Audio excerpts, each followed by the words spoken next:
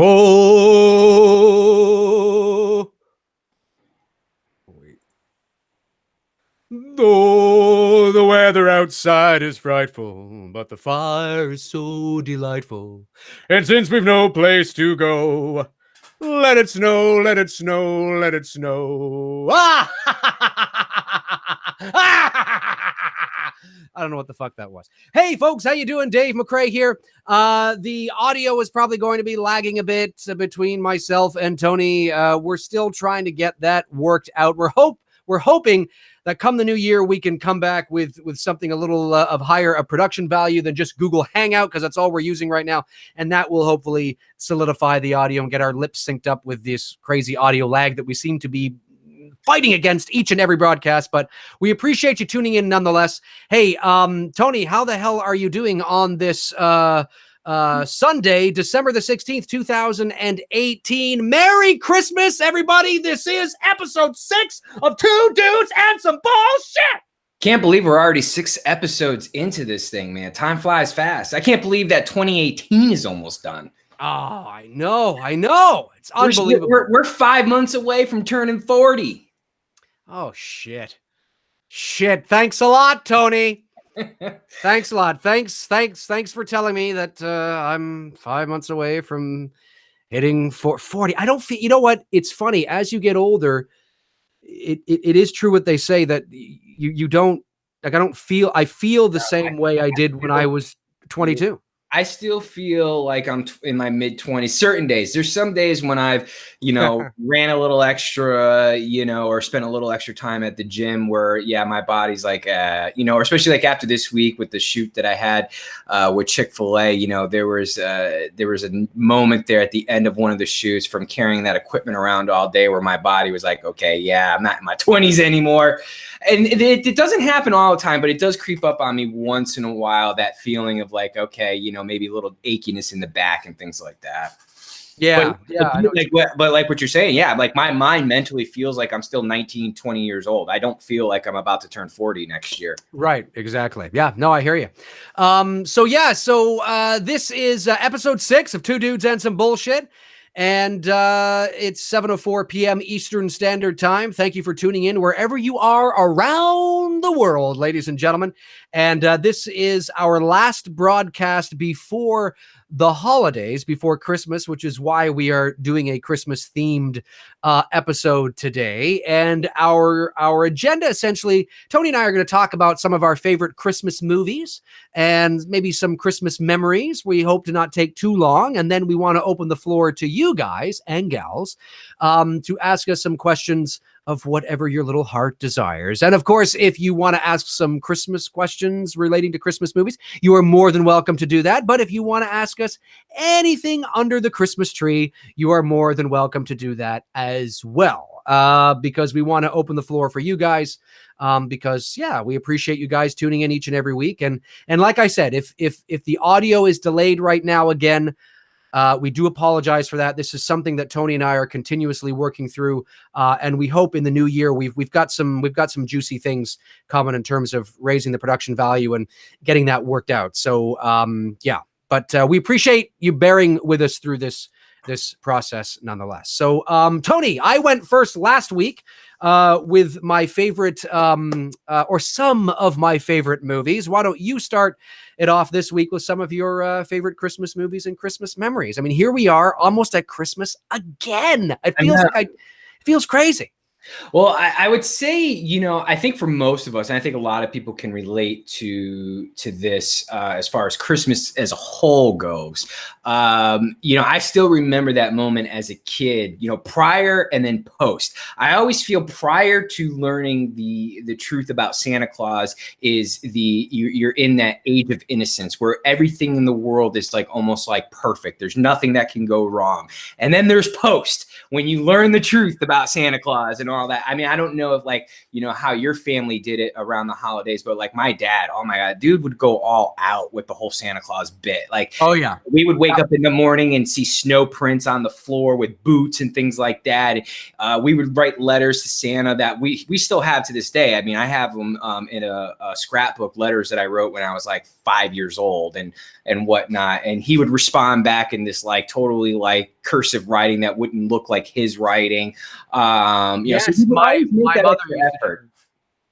Sorry, I was just going to say my mother used to do that as well. Like this little etch-it sort of writing that, you know, from Santa or whatever. Right, yeah, exactly. Yeah. So I always, you know, to me, I always think back to that in the 80s as a kid and that time of just, it was just total innocence, you know? And then of course, you know, when you find out the truth, I always feel like once you find out the truth, there is that loss of innocence that you don't have anymore and you can't get back, which is, you know, unfortunate.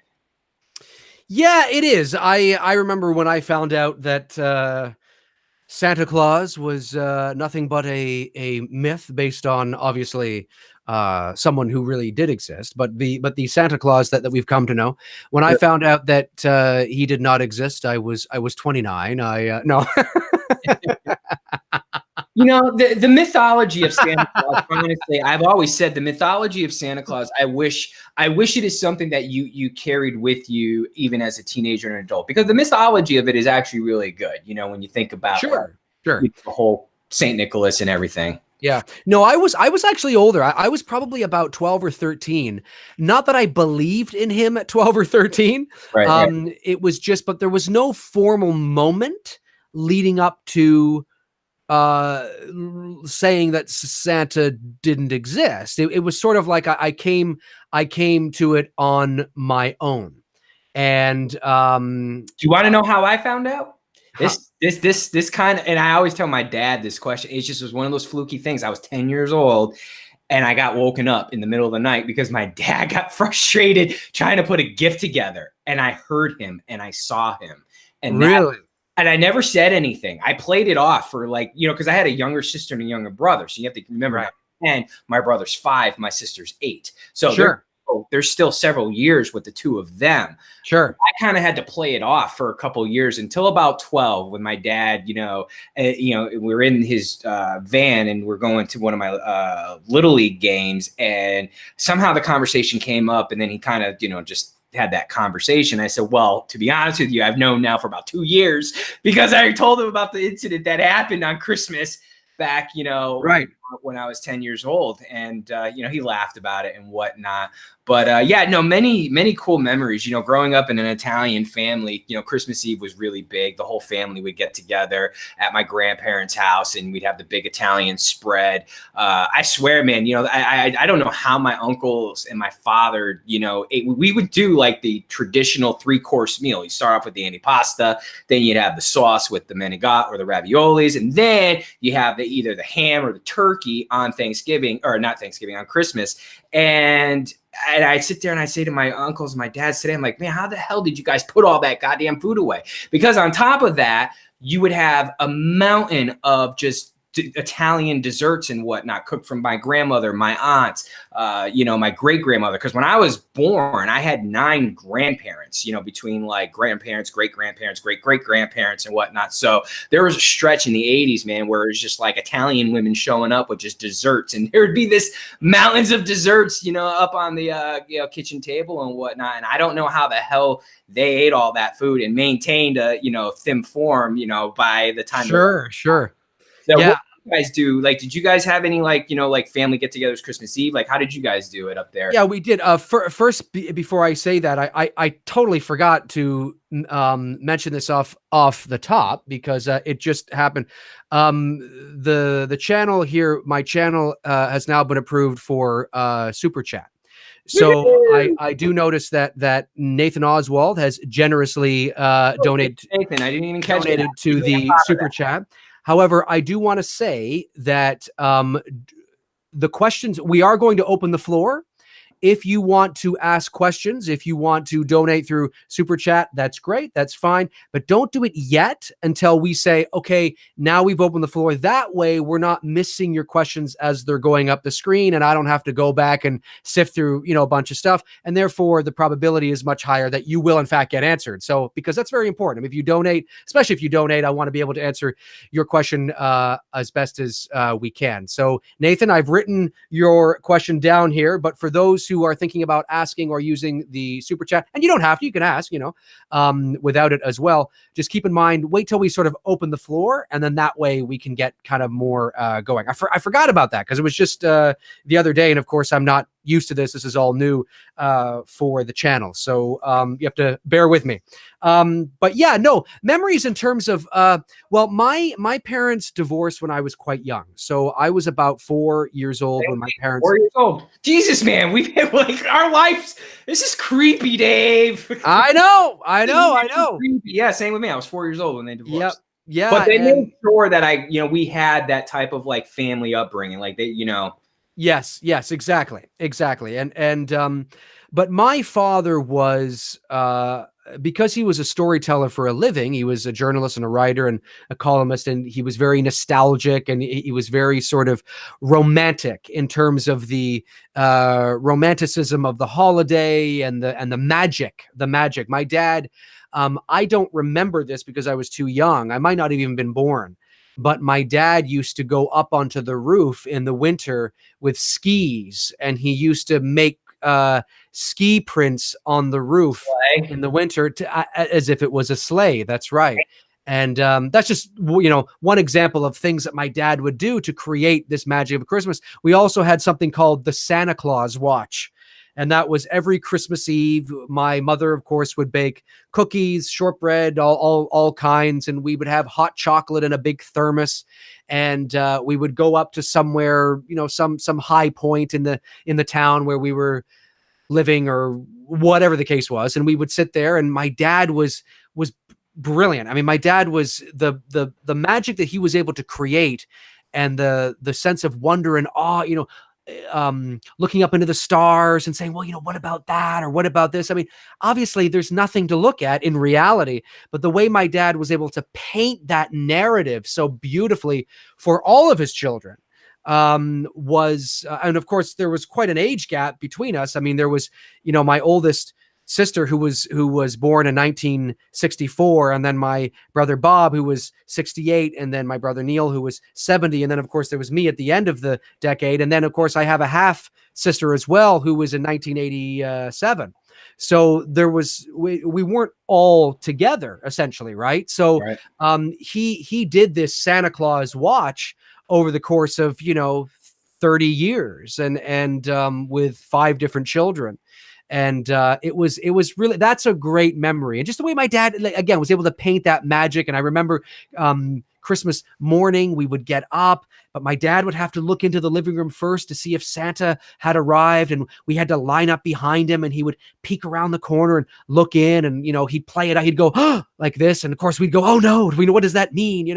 All this kind of stuff. And then I think he came, son. I think he came. I mean, my dad just beautifully painted that. And so that was a memory that, of course, I don't have any children of my own, but if I did, I certainly would play it that way, because I think that's really what it's all about, for the kids, and that magic and that sense of awe and wonder. So, oh man, absolutely. Like, like this shot here, this is like me and my uncle at my grandmother's house on Christmas Eve. There I am as a kid in the 80s, rocking my Patriots shirt. That's awesome. I love it. This wasn't like a bandwagon thing that I jumped on like in the recent years. No, man, I lived it through the dark ages with the Patriots, where they had the record in the 80s with the most consecutive games that were blacked out. And I just remember listening to games with my grandfather on the radio, because they weren't covering the Patriots on television because Patriots sucked back in the 80s. But yeah, it's like memories like this, of just, playing football with my uncle here, with the Christmas tree. And there's my sister's actually in the background trying to open up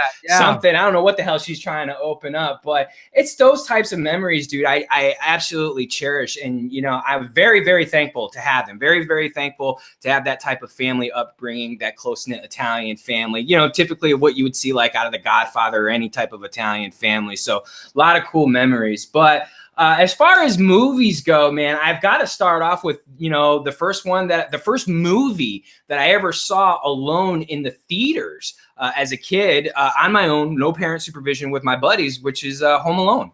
I think most of us, you know, who are my age, you know, can remember that film and the impact that it had. Not only that the film, the impact that it had, but my memory of it. I've never been in a theater like that since, where the laughter, the whole theater just laughing hysterically during this movie. I have not experienced anything like that since that movie. So definitely for me, the first one I have to start with is Home Alone. I agree. I think that's a good installment. I say I, but we obviously, because we're the same age. Home Alone came out in 1990, so we were 11, and I remember going to the movie theater with my sister Jill, who took me to the theater to see it. Now, Jill is 15 years older than me, so when I was 11, she would have been 26 or whatever, so or 26, yeah. I agree with what you said. A lot of the kids laughing hysterically. Home Alone was on TV. Well, it's on TV like 473 times throughout the holidays. And it was on TV last night. I think it was last night. And my girlfriend and I were watching it. And she said to me, you know, she turned to me and she said, you know, it's still funny, but she said, it's so funny to look at the things that are so childish now. But as a kid, you thought it was so realistic and it was so hilarious and it was so over the top. And Home Alone is definitely a good one. I will see your Home Alone and raise you, for me, a Christmas movie that a lot of people don't really talk about. And I understand why. It certainly isn't really a over classic or anything like that, but it's my sister's favorite Christmas movie, and that would be Ernest Saves Christmas. Oh, that's a good one. I totally forgot about that one. That's a really good one. It's so silly and so ridiculous, and it's in the vein or in the style, I should say, of course, as the Ernest movies are. And I think it was 88, 87, 88, 89, somewhere in and around there, I think. And just a lot of fun. And I was am a big fan of Jim Varney. And I didn't notice until my girlfriend and I, again, about maybe a year or so ago, we started watching all those old Jim Varney commercials. Yep. Because Ernest was a character in a bunch of commercials before he made the transition into movies. A lot of people don't know that. He was just this silly kind of character that helped to sell many different types of products. He was exactly the way he is in the movies, but he was, you know, he would show up at somebody's house as the guy who's going to paint your house. And he would talk about, you know, the paint or the hammer or the, you know, whatever it was.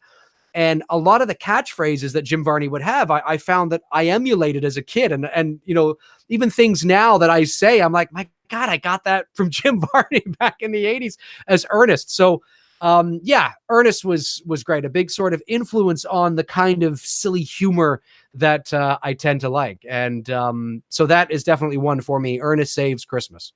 Well, I will see your Ernest Save Christmas and raise you one Bill Murray Scrooge. Ah, yes, that's good. Probably. That's now, good. Listen, I take nothing away from the George C. Scott Christmas Carol, which is of the Christmas Carol storytellings, and there's been so many renditions of that done throughout the years. The George C. Scott, by far, is probably my favorite as far as the traditional Charles Dickens Christmas Carol.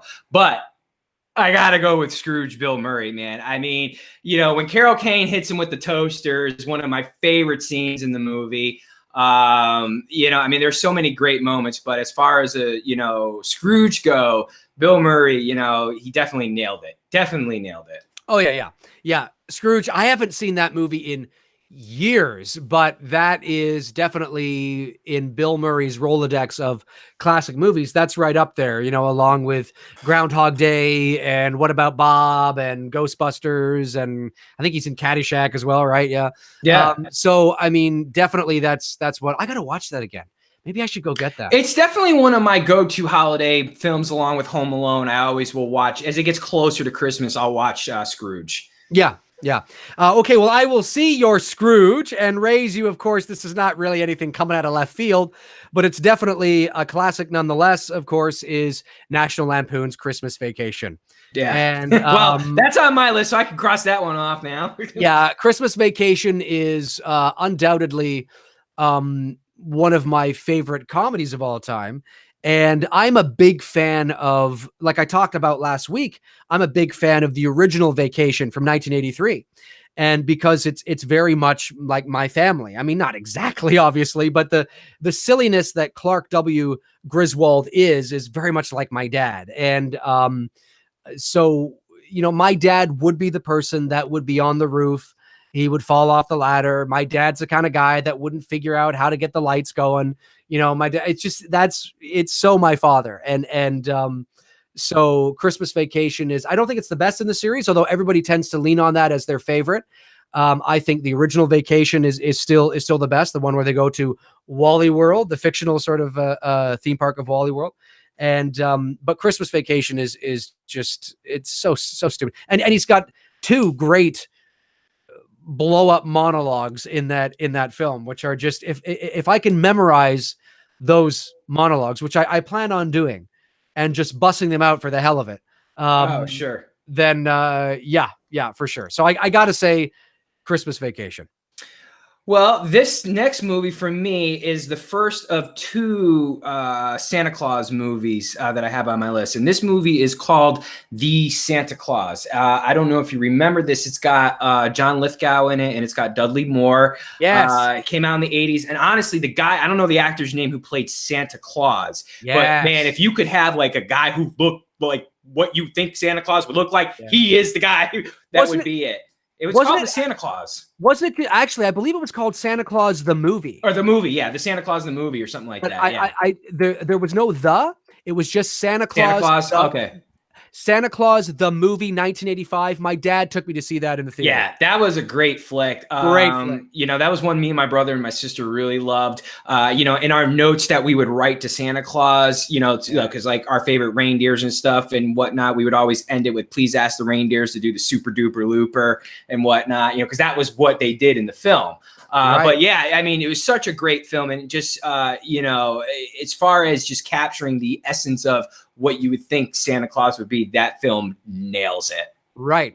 Okay, well, I raise you that Santa Claus movie, and I will. Okay, 1 second here. I just want to be able to get this up here because this is another movie that I think the Santa Claus is beautiful. Look, Santa Claus is the kind of thing where I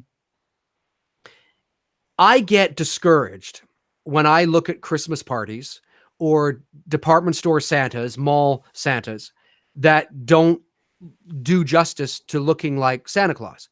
No one is expecting it. Look, I mean, I played Santa Claus one time at a friend's work Christmas party. And I know what you're thinking. Well, but everybody knows you're not really Santa. Well, my friend at the time was working with a lot of the mentally disabled. Okay. And a lot of them have, you know, the mental capacity of like a 4 or 5 year old, even though they could be our age or older. Right. And so my job was to come in and be Santa Claus for these people. And I was more than happy to do it. I thought that was really sweet of, you know, of them to ask me. And I was totally on board. Well, when I got the costume, they provided it for me. Okay. When I got the costume, it was this thin beard. It was a beard, but it was kind of thin. But if I turned to the side like this, you could totally see my skin. Right. You know what I mean? And I turned to my friend. I'm like, I can't. So I went out to the store on my own and bought a bunch of Santa beards. And I thickened myself out and I attached them with like safety pins. And you couldn't see them because obviously it's hidden by the beard. And then all of a sudden I had this big, lush, thick beard that just covered everything. And, you know, so anyway, the point I'm making is that, you know, if you're going to dress up like Santa, you got to look like fucking Santa. You got to really sell it. We've all seen Santa Claus. We're like, this looks like a guy in a suit, right?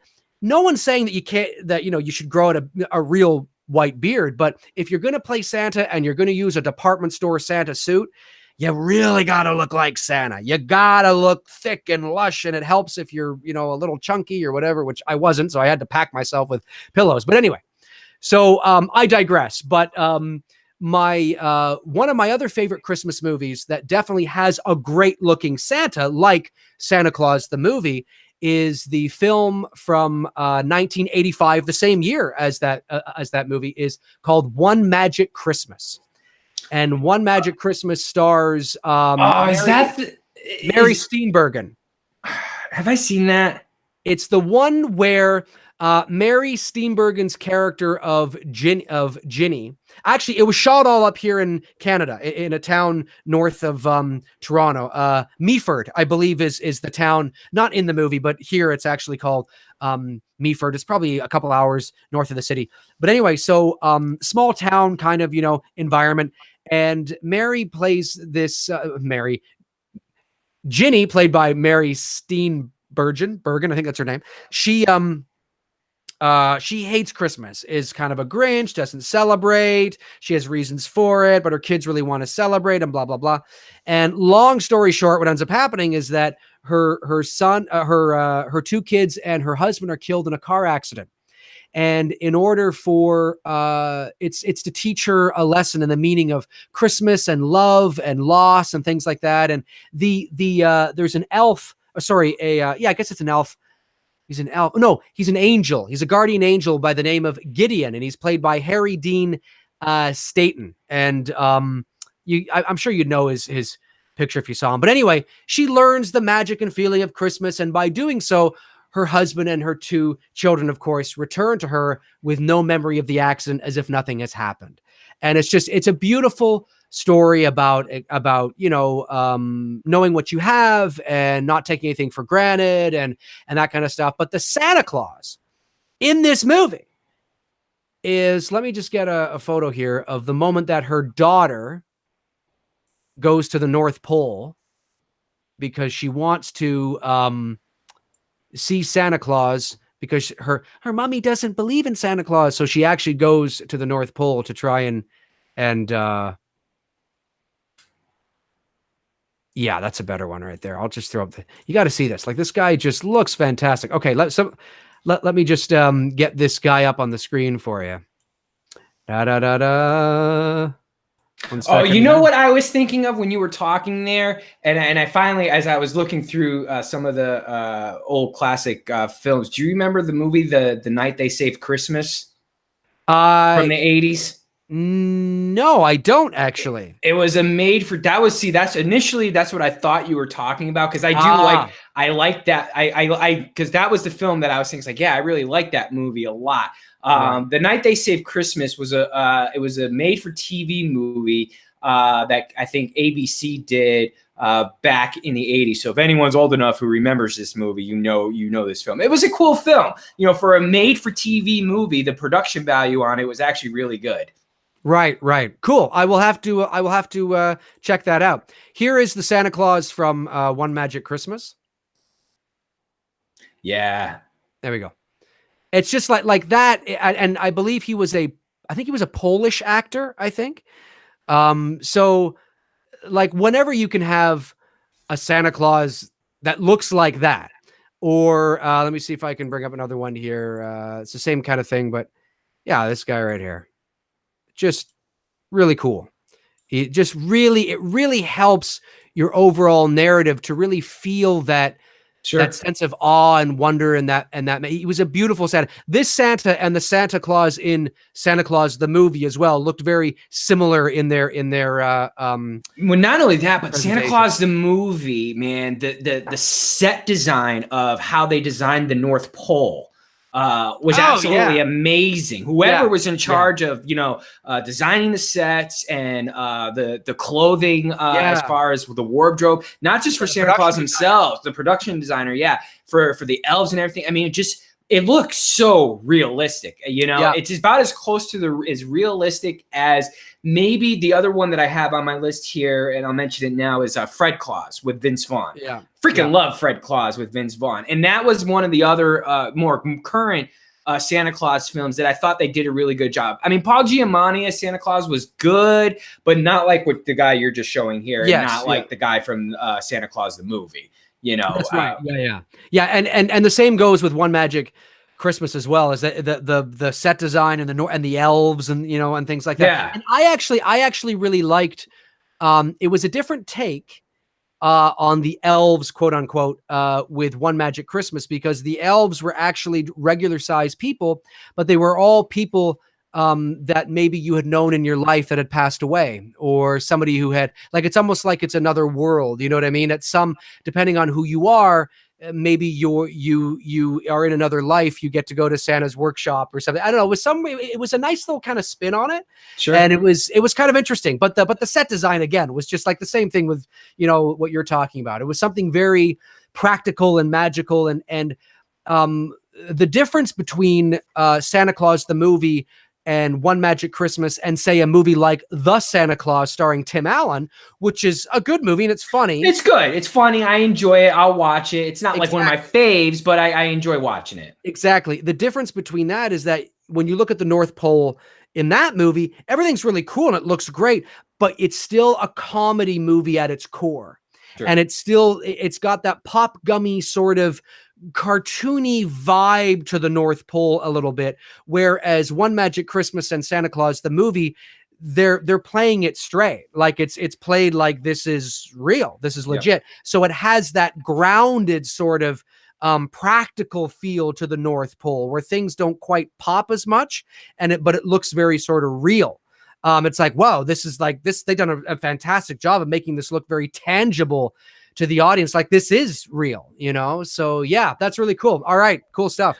Well, my next one on the list, it's the classic Jimmy Stewart's A Wonderful Life. I mean, Jimmy Stewart, it's a wonderful life. I just can't believe it. It's hard not to not have that movie. Not just Jimmy Stewart, but with Donna Reed. I mean, she's in the as well too. Who's the guy who plays Clarence? I forget his name, the actor's name. I'm trying not to look it up. I know, I'm doing it right now. The original Bert and Ernie, as well too. His name's escaping me.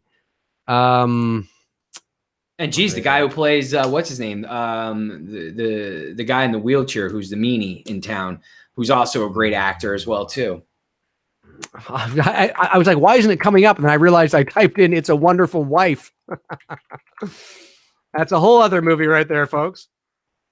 The guy who plays what did you say his name was again? Clarence. The angel. Clarence. Right. Henry Travers. That's it. Henry Travers. Right. Lionel Barrymore. Drew Barrymore's, I would guess that would be what, her great grandfather?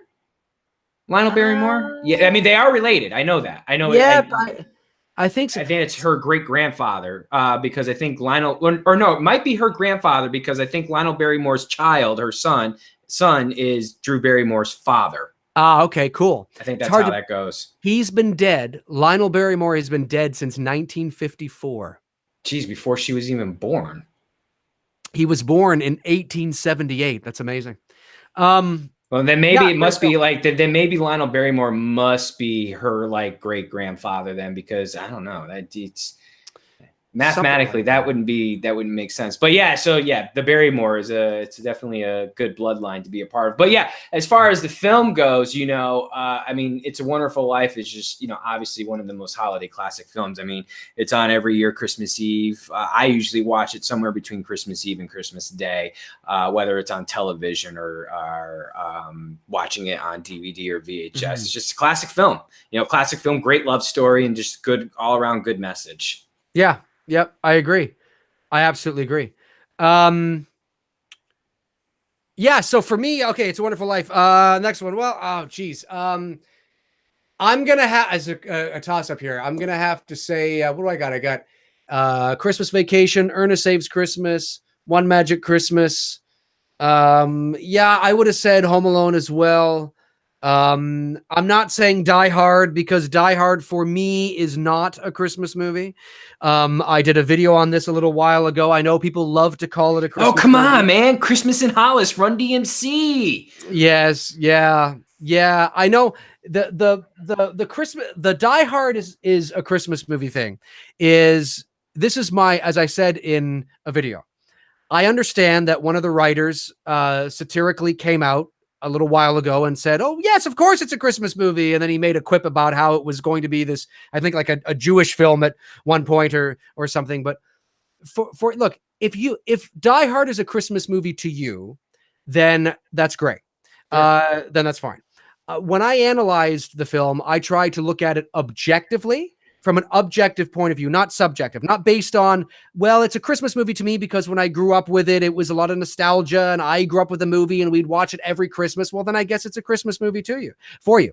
But when you look at the actual subject matter of the film, for me, it's not a Christmas movie. And the reason why it's not a Christmas movie is because the fundamental foundation of the narrative has nothing to do with Christmas. It's just so happens that what is going on takes place at Christmas time. If you set an action movie or any movie that takes place around the holidays, that doesn't necessarily in and of itself mean that the theme of the film has anything to do with Christmas and the themes of the holiday, the gift giving, the love, the family, the learning what you have. It's not about the loving. It's about the giving. It's not about the giving or the receiving. It's about the loving. And the overall themes that tend to run in bona fide Christmas movies doesn't necessarily run through Die Hard. Because if your sole bar, if your reason that Die Hard is a Christmas movie is that it takes place at Christmas time and has a few Christmas funny things in it. Ho, ho, ho. Now, I have a machine gun. There's a Christmas party. Somebody says Merry Christmas, or, if that's your bar, then if that is your bar, then every single movie on the face of the planet that happens at Christmas time is a Christmas movie by that sense of logic. And it's not. Nobody says Lethal Weapon is a Christmas. Sometimes they try to joke about that, but you say, well, Lethal Weapon's a Christmas movie. Well, it's not. It's not a Christmas movie, no more so than Die Hard is. But if your bar is that, then you have to start saying Die Hard 2 is also a Christmas movie because it happens a year later, right? So I try to look at it objectively and say that, well, it's fun. It's fun to say that it's a Christmas movie. And the reason why it's fun to say it's a Christmas movie is because it's not a Christmas movie, right? It wouldn't be fun to say it was a Christmas movie if it really wasn't. The reason why it's fun is because it's an action movie, and usually Christmas movies are not action movies with lots of blood and swearing, and you don't usually hear yippee-ki-yay motherfucker in a Christmas movie. So there's this fun sort of thing to say that Die Hard's a Christmas movie. Somebody somewhere in the ether years and years ago said, some joke about Die Hard being a Christmas movie, and it caught on like wildfire through the pop culture consciousness, and now everybody's like, that's a Christmas movie. When you look at it objectively, it's like, in my opinion, I'm like, not really. I mean, really, it's not a Christmas. I mean, the Santa Claus is a Christmas movie. Home Alone would be a Christmas movie because, One Magic Christmas, the Santa Claus, Christmas Vacation, whatever it is, because you look at the themes of what you're learning and what the characters are going through and their arcs within the movie runs very parallel with the themes of what I talked about. Whereas Sure. Die Hard is just an action movie that happens to take place at Christmas time, which is kind of cool, but I don't see it as a Christmas movie. But I think it's fun to say that it is because of how it's the contrast, right? It's this action, fuck you, motherfucker, and it's kind of like, is this a Christmas movie? Like, holy shit. And it's fun to say it is, but that's my stance on Die Hard. If it's a Christmas movie for you, that's great, but I don't think it's objectively a Christmas movie. And also, let's not forget, it came out in July of 1988, I believe. So it certainly was not running, it did not hit theaters at Christmas time either. So anyway, yeah, Yeah, so that's my thoughts on Die Hard. There you go. Yeah, Die Hard. My next one's kind of grouped together. They're all animated ones, and I think everyone's going to appreciate all these. It's the obviously classic Rudolph the Red-Nosed Reindeer, Frosty the Snowman, Charlie Brown's Christmas, Mickey's Christmas Carol, and The Year Without a Santa Claus. Right. Heat Miser and what was his brother's name? Heat Miser and oh my God, it's been so long since I've seen that movie. The Year Without a Santa Claus. What the hell was his the Frost guy's name? Was it Frost something? I don't remember. It's Heat Miser and the Frost dude, whatever. But it's been so long since I've seen it. But as far as animated films, and How the Grinch Stole Christmas. Those are probably like the original How the Grinch Stole Christmas, not Jim Carrey's and not this new one. Those are probably one, Mr. Grinch. Yeah, those are probably, as far as the animation world of Christmas, those are probably my favorite animated Christmas films. Cool. Yeah, I would say that my favorite animated, I mean, you can't go wrong with Frosty the Snowman. Right, And of course, yeah, Frosty the Snowman, the original Rudolph the Red-Nosed Reindeer. I grew up with that stuff. Charlie Brown's Christmas. Charlie Brown's is classic.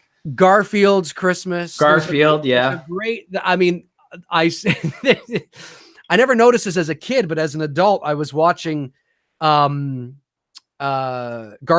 Christmas about, I don't know, a year or two ago with my girlfriend. And I take nothing away from the current stuff too, like Polar Express. I mean, that's a beautifully animated film. Oh, it's great. As far as personal holiday favorites, I always go with the classic because those are the ones that I watch every year. Yes, exactly.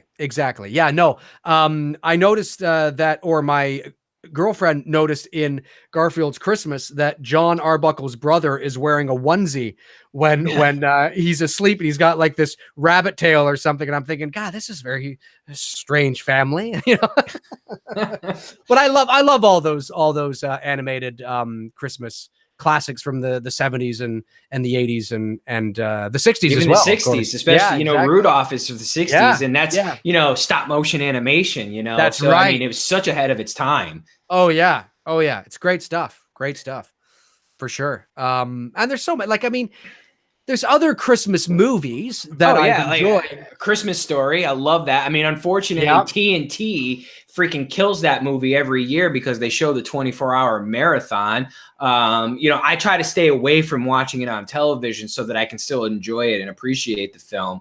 I know it's and talking with a lot of people, that's like the film now that it's A Christmas Story has become like what happened with It's a Wonderful Life, where It's a Wonderful Life was just shown on like every channel back in the day, and like people got like tired of it. A Christmas Story is the exact same thing now because it's shown so much that the specialty of it and the novelty of that movie with Ralph and his brothers growing up in the 50s and the simplicity of that time, it just it's overkill, man. It's like with radio stations with a song, man. They play it, if a song is popular, they're gonna play it on rotation every hour on the hour till you get sick of it. That's right. And another Christmas movie that it's not a good movie per se, but I've watched it a few times because it ends up on TV, this time of year. And Christmas with the Cranks. Yes. Yeah, I love that film. It's not like, when you look at it, it didn't do well at the box office. It's not considered a great movie, really. But I actually, and it's all shot on of course, on the back lot of some studio. I don't know who it is, but it's not a real neighborhood. You can certainly tell that. But I enjoyed it. I enjoyed it. Like the third time I watched it, I thought, I don't mind this. I mean, I think it's because I've settled into the fact that it's this kind of a movie. Sure. And but again, like, when you look at the themes of the movie and what Tim Allen's character has to learn, and of course, the neighbors across the street that he ends up giving the cruise to, and this it's my guilty pleasure Christmas movie. I do enjoy that film. Yeah, I don't mind it. I actually don't mind it. Have you seen that one that's on Netflix now with Kurt Russell? No, Yeah, that the is. Christmas I'm going to Chronicles? watch that here very soon. So Same like, with don't say me. anything. If you okay, No, so I haven't seen it yet. I'm avoiding like trying like to be careful in the chat room to make sure like no one talks about that movie because I haven't seen it yet and I do want to watch that. Cool. Yeah. So do I. Silent Night, Deadly Night, which for you would be Black Christmas, I think. Yes, that Is that right? I believe Black Christmas when it was first released in the US was Silent Night, Evil Night. And Silent Night, Deadly Night.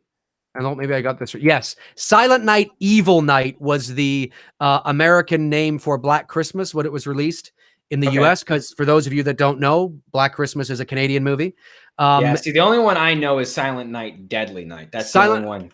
Silent Night, Deadly Night is another movie all on its own. Oh, and it's on its own. Okay, so they're two different films. But yeah, so Silent Night, Deadly Night, if we're gonna, throw in a little horror, that would be, the one I would go to for this time of year. For me, and Krampus, I guess too. Oh yes, Krampus. Yeah, for me, I would go with Black Christmas. Yep. It's one of my not just a Christmas movie, but again, at the same time, I wouldn't even classify Black Christmas as a Christmas movie. I would not. I know a lot of people think it would be fun to do that, and you could, and it's fine. But Black Christmas could, in theory, if you look at the film and you watch the film, having it take place at the holidays and that cozy sort of atmospheric environment of the holidays, in contrast to the evil that is lurking within the sorority house, makes it work. And that's really important, because you have that contrast going against what is supposed to be a nice, peaceful time of year. Sure. However, in theory, you could have Black Christmas, the root and the foundation of the movie, this weird guy, whatever, Billy, whatever his name is, right? Up in the thing. You could have that anytime. Yeah, you know what I mean? But it does help that it's sort of a holiday kind of year, because it's the contrast of something that's supposed to be so peaceful and joyful and nice and quaint and loving with this horrific thing that is happening within the sorority house and to the women. So I don't think of Black Christmas as a Christmas movie per se, but I recognize and understand that definitely it's a movie that takes place at Christmas time, and it's certainly the environment of the holiday is there. But I will say that it's one of my favorite horror movies ever, because of the mood and the way they utilize that atmosphere. Now, would we consider Gremlins a Christmas film? It does take place during Christmas. He gets the gift, Gizmo, as a Christmas present, early Christmas present. Let's just put it this way. I would buy that Gremlins is more Christmas than Die Hard. Okay. I think there's a better argument to be made for Gremlins to be more of a Christmas movie, because when you think of Gremlins and you watch Gremlins, the environment of Christmas and the holiday, and I believe there's a lot of snow too, isn't there? And there's snow. Oh yeah, absolutely. The whole atmosphere it's a very Christmassy feel. It's a very Christmassy feel. Obviously, Gizmo was a Christmas gift. Right. So, when you look at it like that, and there's more of an argument to be made that Gremlins is a Christmas movie. I don't think it's a home run, hook, line, and sinker, but I can see why some people might watch that movie and get a very Christmassy feel when they're watching it. Die Hard is shot in California. I drove by the building when I was in LA. It's in Los Angeles, and so it was shot there. It was supposed to take place there, and it certainly doesn't look or feel like a Christmas movie. So I think there's a better argument to be made for Gremlins. Yeah. Very cool. Another one I would mention that came out last year, actually I thought was really good, was The Man Who Invented Christmas, which is the movie that's based on Charles Dickens writing A Christmas Carol. and how I mean, it's very loosely based because we don't know, how he was inspired to write this story, but they kind of took creative liberty with it. And I thought based on that creativity, I thought it was very creative of them to, is this what really happened? Probably not, but I thought it was well done on how Charles Dickens could have been inspired to write A Christmas Carol. Very cool. So if you get a chance, I would recommend watching that as well too. Okay, yeah, I will for sure. Okay, so should we open the floor up here? Yeah, I guess let's open it up. Oh, and Four Christmases. Let me throw that out there. Four Christmases is good too with Vince Vaughn. Okay, cool. That's with Vince Vaughn and Reese Witherspoon, isn't it? Yeah, that was probably like the last good film she did. Yeah, might have been the last good film he did. Okay, so yeah.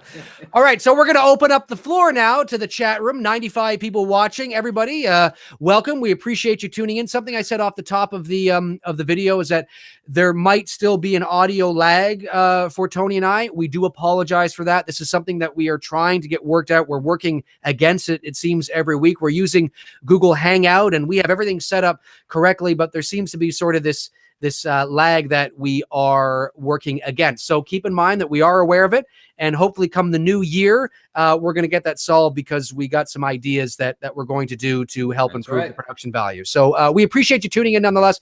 If it's worrisome to watch us, just pop some headphones on and listen, because maybe that'll be easier. But anyway, so let's open the floor up to some questions. You want me to take the first one, or you want to take it? You can take the first one. Actually, you know what? Let me answer this question, which came in from Nathan Oswald, who asked a question earlier. It was a super chat. Nathan, we appreciate that very much. Yes, very much. Thank you. What did we think of the remake of Miracle on 34th Street? I haven't seen it. I have not seen it either. I've only seen the original. Yes, and I haven't seen the original in years. And I believe the remake of Miracle on 34th Street was with not Richard Attenborough, but is it Richard Attenborough? Yeah, I think you're right. The one from Jurassic Park. Jurassic Park, yeah. I think you're right. I think that's who it is. Yeah, I have not seen that movie, Nathan. So unfortunately, I don't know. Same here. I can only go with the original because that's the only one that I saw or I've seen to date. Right. Okay, cool. All right. So open the floor. The floor is up. And fire your questions away, ladies and gentlemen. Well, the film addict, who is a faithful follower of mine on Instagram, very appreciate it.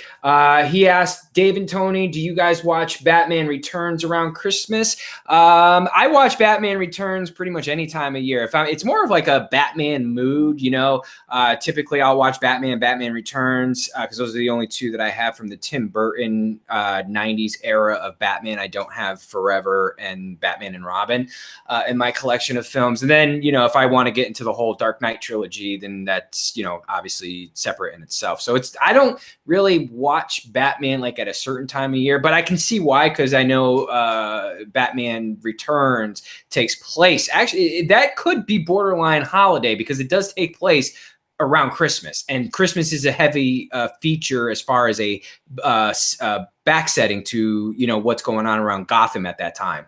Right. Cool. I have not seen Batman Returns in years. I think the last time I saw Batman Returns was probably about 20 something years ago. And so I can't say it's something that I watch around this time of year. I haven't seen any of the Tim Burton Batmans in years. And that's not because I don't enjoy them, but it's just one of those movies that it's not in my Rolodex of movies that I tend to watch on a regular or even semi-regular basis. So unfortunately, no. It's not something that I watch. Cool. What do you got? Next question. Next question here. Wayne Downey says, ever heard of the HBO special Emmett and Otter's Jug Band Christmas? No, I have not. No, I don't know what the fuck you're talking about, Wayne. Nope, absolutely not. No idea. What it sounds like something that was done down here in the South. That's all it really does. Sounds like something that was filmed in Alabama. Yeah, it does. Let's see. What do we got here? I'm trying to scroll back up to make sure we didn't miss anybody. Oh, Grave Warmer, The Nightmare Before Christmas. Yeah, it's a great flick. Oh, yeah. That is a great flick. Yeah, definitely. That's very surreal. A lot of surreal. You know what else is a great flick that I didn't watch until my girlfriend got me to watch it? She loves this movie. Is Coraline. Has anybody I seen haven't seen Coraline? that yet. I haven't seen That's Coraline yet. great. You got to see it. Great stuff. Coraline's great. One of my girlfriend's favorite films. She really enjoys it. And it is a good movie. Really good movie. A lot of symbolism in that movie that if you love that kind of thing and you're able to decipher, I think it's a movie that you'll enjoy. And I did too. I wasn't sure whether I was going to, because it's more her kind of movie than my kind of movie. But when I watched it, I was thoroughly invested in it. So I love Coraline. Really, Nice. really, really good film. Yeah. Okay. Let's see here. Just scrolling back up. See if I say anything. Okay. I don't know how to Aegon Targaryen. Egon? Egon. Is it that how you Egon? spell it? I know it's spelled with an A. Maybe it is Okay. Egon. Maybe it is Egon. Anyway, did you guys see A Christmas Horror Story? And what are your thoughts? A Christmas Horror Story. Didn't even know it existed. I don't know what you're referring to. I have not seen that. Loggerhead says, what do you think of Night of the Living Dead 1968? I really like Night of the Living Dead 1968, George A. Romero. Yeah, I was going to say, now you're talking about our boy, George Romero. Yes, I have. Now, to be fair, I haven't seen the movie in over 10 years, but I saw it a lot prior to that, and I really like it. It was, I believe it was not the remake that they made for television in like the early 90s or something, or the late 80s, whatever it was there. Some remake they did on that.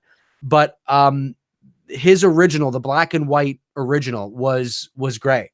And it's got a nice charm to it. I mean, it's dated, of course, obviously, but it's I mean, it was a B movie then.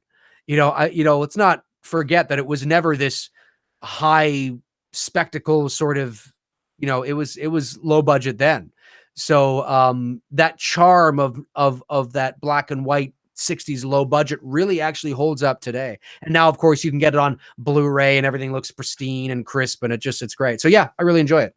Oh, I mean, yeah, hands down, George Romero and just his creativity of filmmaking, not just with Night of the Living Dead, but if you go through his, filmography, The Crazies. My God, The Crazies is one of my favorite horror films. That and Creepshow, Creepshow, which with the if you've not seen that, the comic book, cartoon, I think it's what it's based on, right? It's a comic book cartoon thing that was done. I think so. And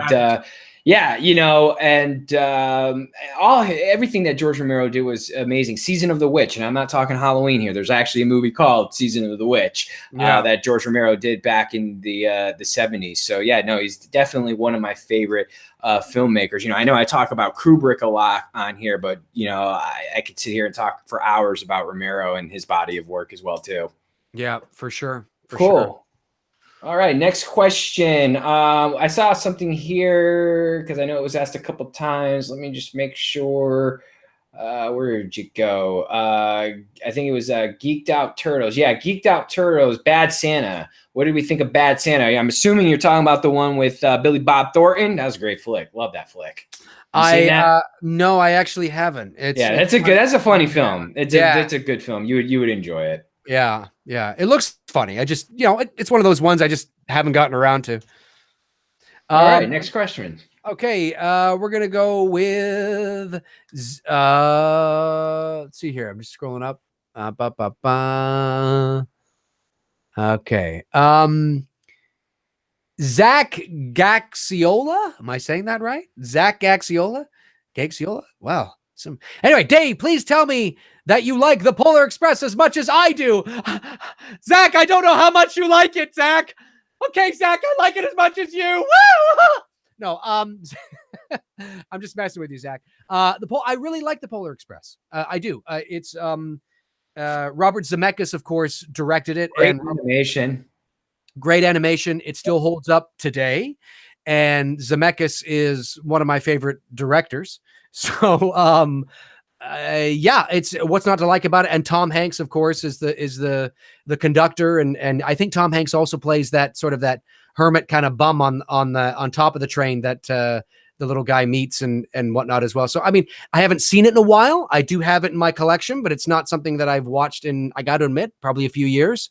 But yes, I do like the Polar Express very much. Whether I like it as much as you, Zach, I don't know. I'm not sure, but I know I like it. All right. Next question, folks. All right. Let's see here. Just kind of scrolling up, making sure we don't miss anyone. Oh, man. Besides our favorite person here in the chat room, lighting everybody up.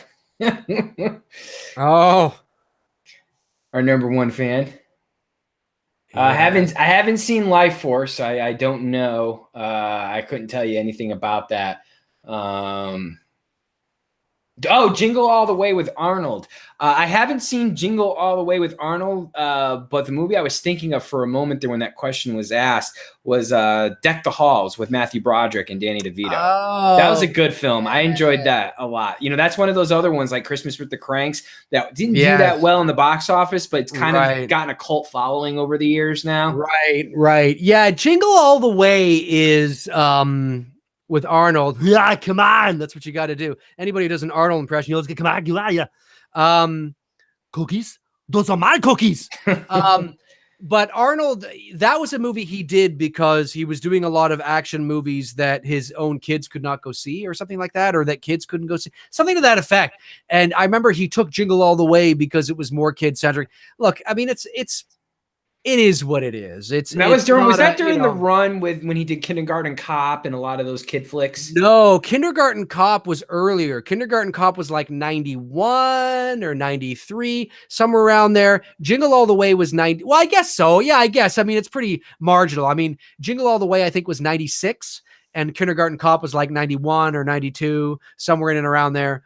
I don't mind it. I mean, I wouldn't say it's one of my favorite Christmas movies, but Arnold is Arnold, and it was fine. It's also got Phil Hartman in it, of course, the late great Phil Hartman. So he was always great in everything that he did. So to watch them two go back and forth, and it's got, of course, Sinbad in it as well. Right. So I mean, it is what it is. I wouldn't say it's a classic for me, but I don't hate it or anything like that.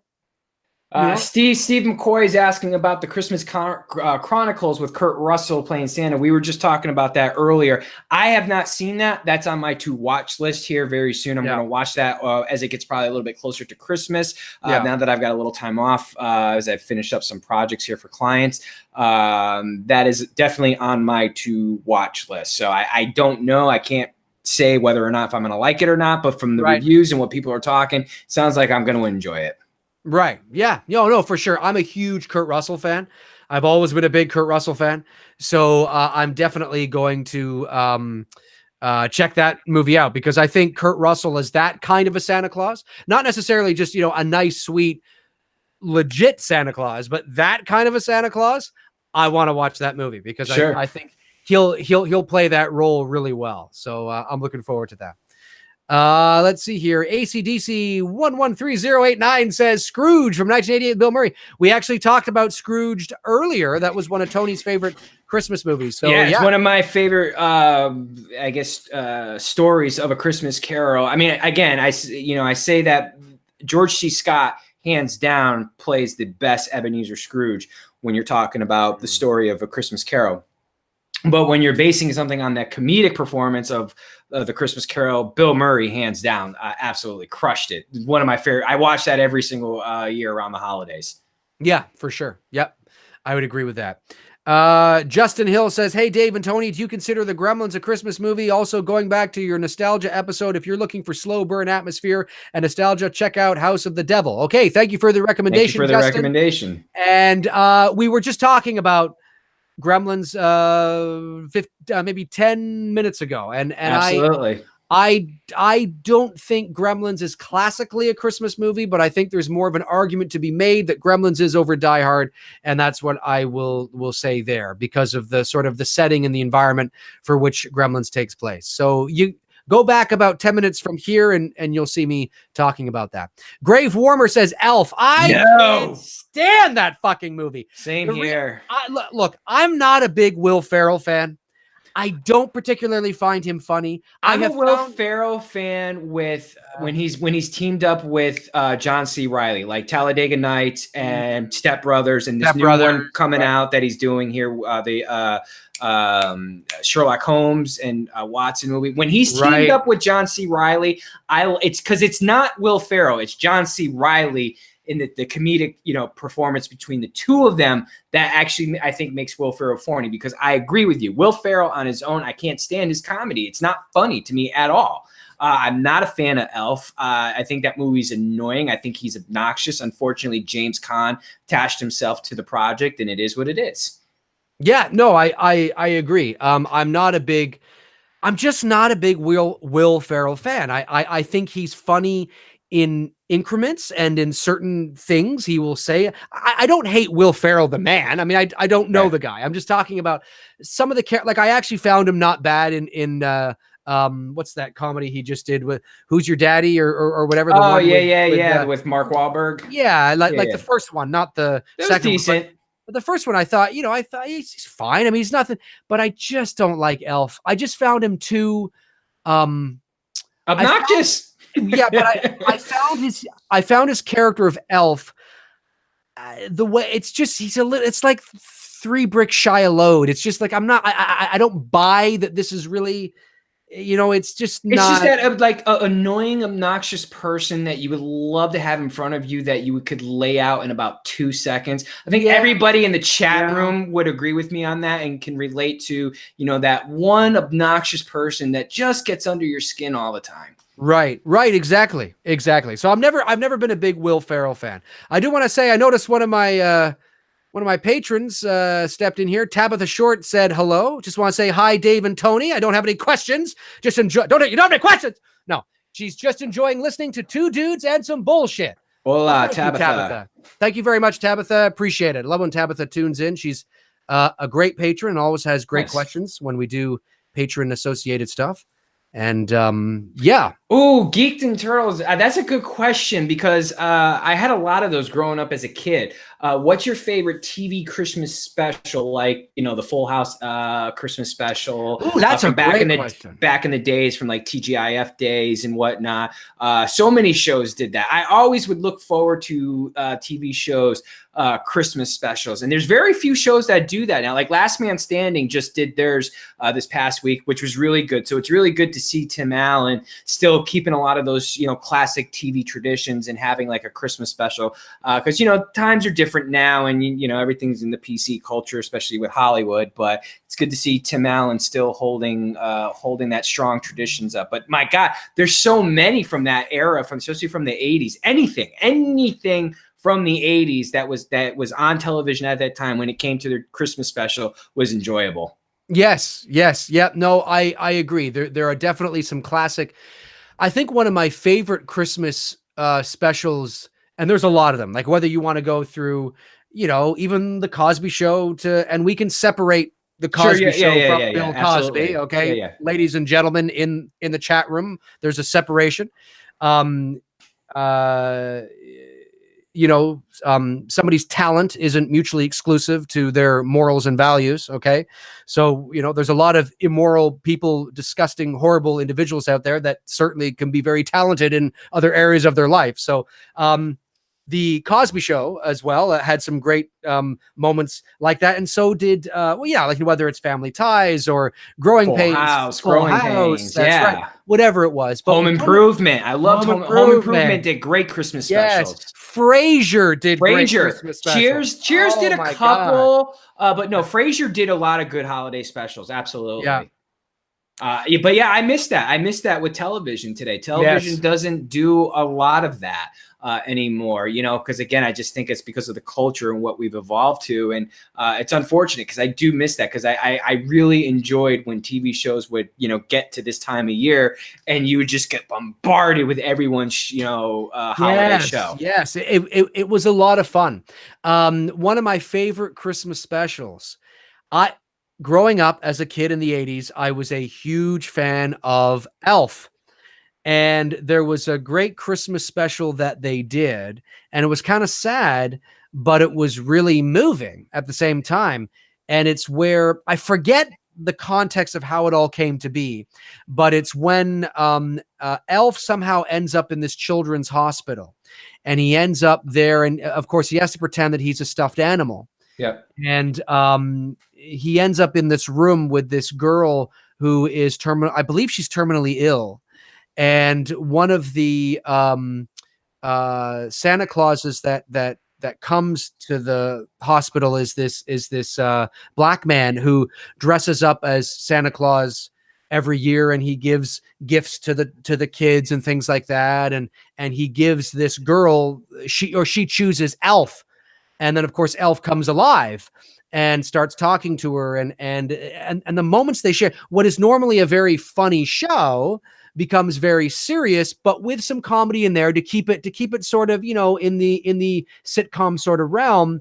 But it was very quite serious and moving. And even the Santa Claus, this man who plays Santa Claus, is I believe he's really depressed because he lost, I think, his wife or something, and he's an alcoholic, and Elf saves him from suicide because he was going to jump off a bridge. Yeah, I know, like this is Elf, okay? But it was such a moving episode. It was really cool, and probably one of my favorite Christmas sitcom episodes, because it took you out of the Tanner household, and you were at this this children's hospital and dealing with dying and love and loss, and it was just it was really cool, a really neat episode. So if anybody ever gets a chance to see the Elf Christmas special that I just talked about, check it out, especially if you're a big Elf fan. Yeah, if you haven't seen it. Somebody asked about Ben Affleck's Reindeer Games. Never saw it. Not a fan of Ben Affleck films, with the exception of the movies that he was in that Kevin Smith did, like Mallrats, Chasing Amy, and those films. Those are like the only, like, anything that he's done associated with Kevin Smith. Those are like the only Ben Affleck movies that I've never really was in Good Will Hunting, but that's more Matt Damon, Robin Williams, and Ben Affleck is more the side character. I do like his brother Casey Affleck. Now Casey Affleck is a really good actor. Ben, right. I just didn't really. I don't care for him as an actor. Right. I never even saw the movie, so I couldn't tell you. Yeah, I haven't seen the movie either, and I will say that I'm not a Ben Affleck fan, but I'm not a Ben Affleck fan. He's just it's just kind of there. Right. One movie I did like of his, though, that I did recently watch a few months back was The Accountant, and I never even saw that. He plays like a John Wick kind of character. Okay. And but he's brilliant. He's I don't know if he's autistic. I think he might be, but he's brilliant. He's brilliant with patterns and numbers and things like that. And it's sort of a redemption, revenge kind of film in the same vein, similar to John Wick, like that kind of a thing, where he's also like this super spy kind of guy. But it's good. If you like John Wick, I think you'd like The Accountant, because it's the same kind of movie. I mean, right. With its differences, obviously, but I didn't mind him in that movie because I thought it was, he was playing kind of a cool character. But yeah, I haven't seen Reindeer Games, unfortunately. Yeah, same here. So I couldn't really tell you anything about it. So anyways, next question. What do we got? We got Warren and Tia's box. This is for you, Tony. What was the girl called who Woody, I think he means what was the girl's name, I'm assuming, who called Woody got married in Cheers? I can't remember. What was the girl? Kelly, his wife. Kelly was Woody's wife in Cheers. That's who he ends up marrying. Okay. That's who we're talking about. It's got to be Kelly. Yeah, that's probably it. Yeah, so let me see here.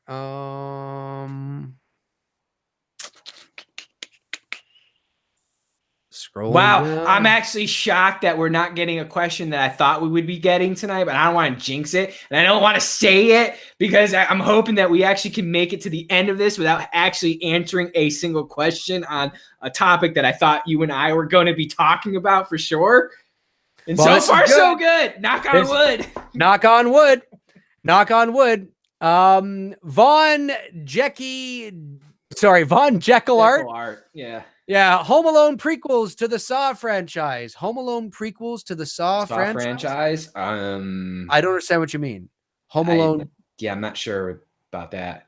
Not sure what the question Oh, is. Adam Sandler, Eight Crazy Nights. That's a great animated film. I love that film. Yeah, it is good. I do like that film. Yes. And you know what? For those of you, if anybody is Jewish and celebrate, or who had just finished celebrating Hanukkah, because I believe Hanukkah is over. Just about, yeah. Happy belated Hanukkah. to everybody who may take part in those festivities, of course.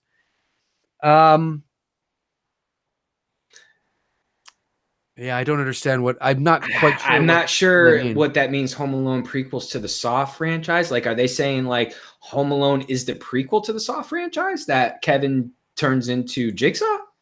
And maybe I've heard like I've seen videos out there that have tried to connect Home Alone to the Saw movies. Like, I mean, it's creative, but in no way, shape, or form did Christopher Columbus, have projected that this is where Home Alone was going to end up one day, that it was going to turn into, the Jigsaw movies. I don't see that, but I know that there are videos out there that try to connect the two together. Right, exactly. Yeah, the one thing I don't like about people who try to connect movies that are not connected. It's fun to do. Sure. It's fun to look at symbolism. It's fun to look, oh, do you think, like, say something like, dude, I just found out, I watched this crazy video on YouTube, and somebody was saying that Beverly Hills Cop takes place in the same universe as Jurassic Park, and I'll tell you, and I went through this, like, it's fun, okay? Sure. It's fun, but folks, it doesn't. And anytime you think that a movie, it really doesn't. Like, somebody was trying to say that Friends takes place in the same universe as Home Alone or something because there was some little thing on the set, and it doesn't. It doesn't. Okay, it just doesn't. Just because you can find little things that, but that's kind of cool. It doesn't. Don't take it so seriously. All right. Don't take it so seriously. It's just funny. I just find it funny.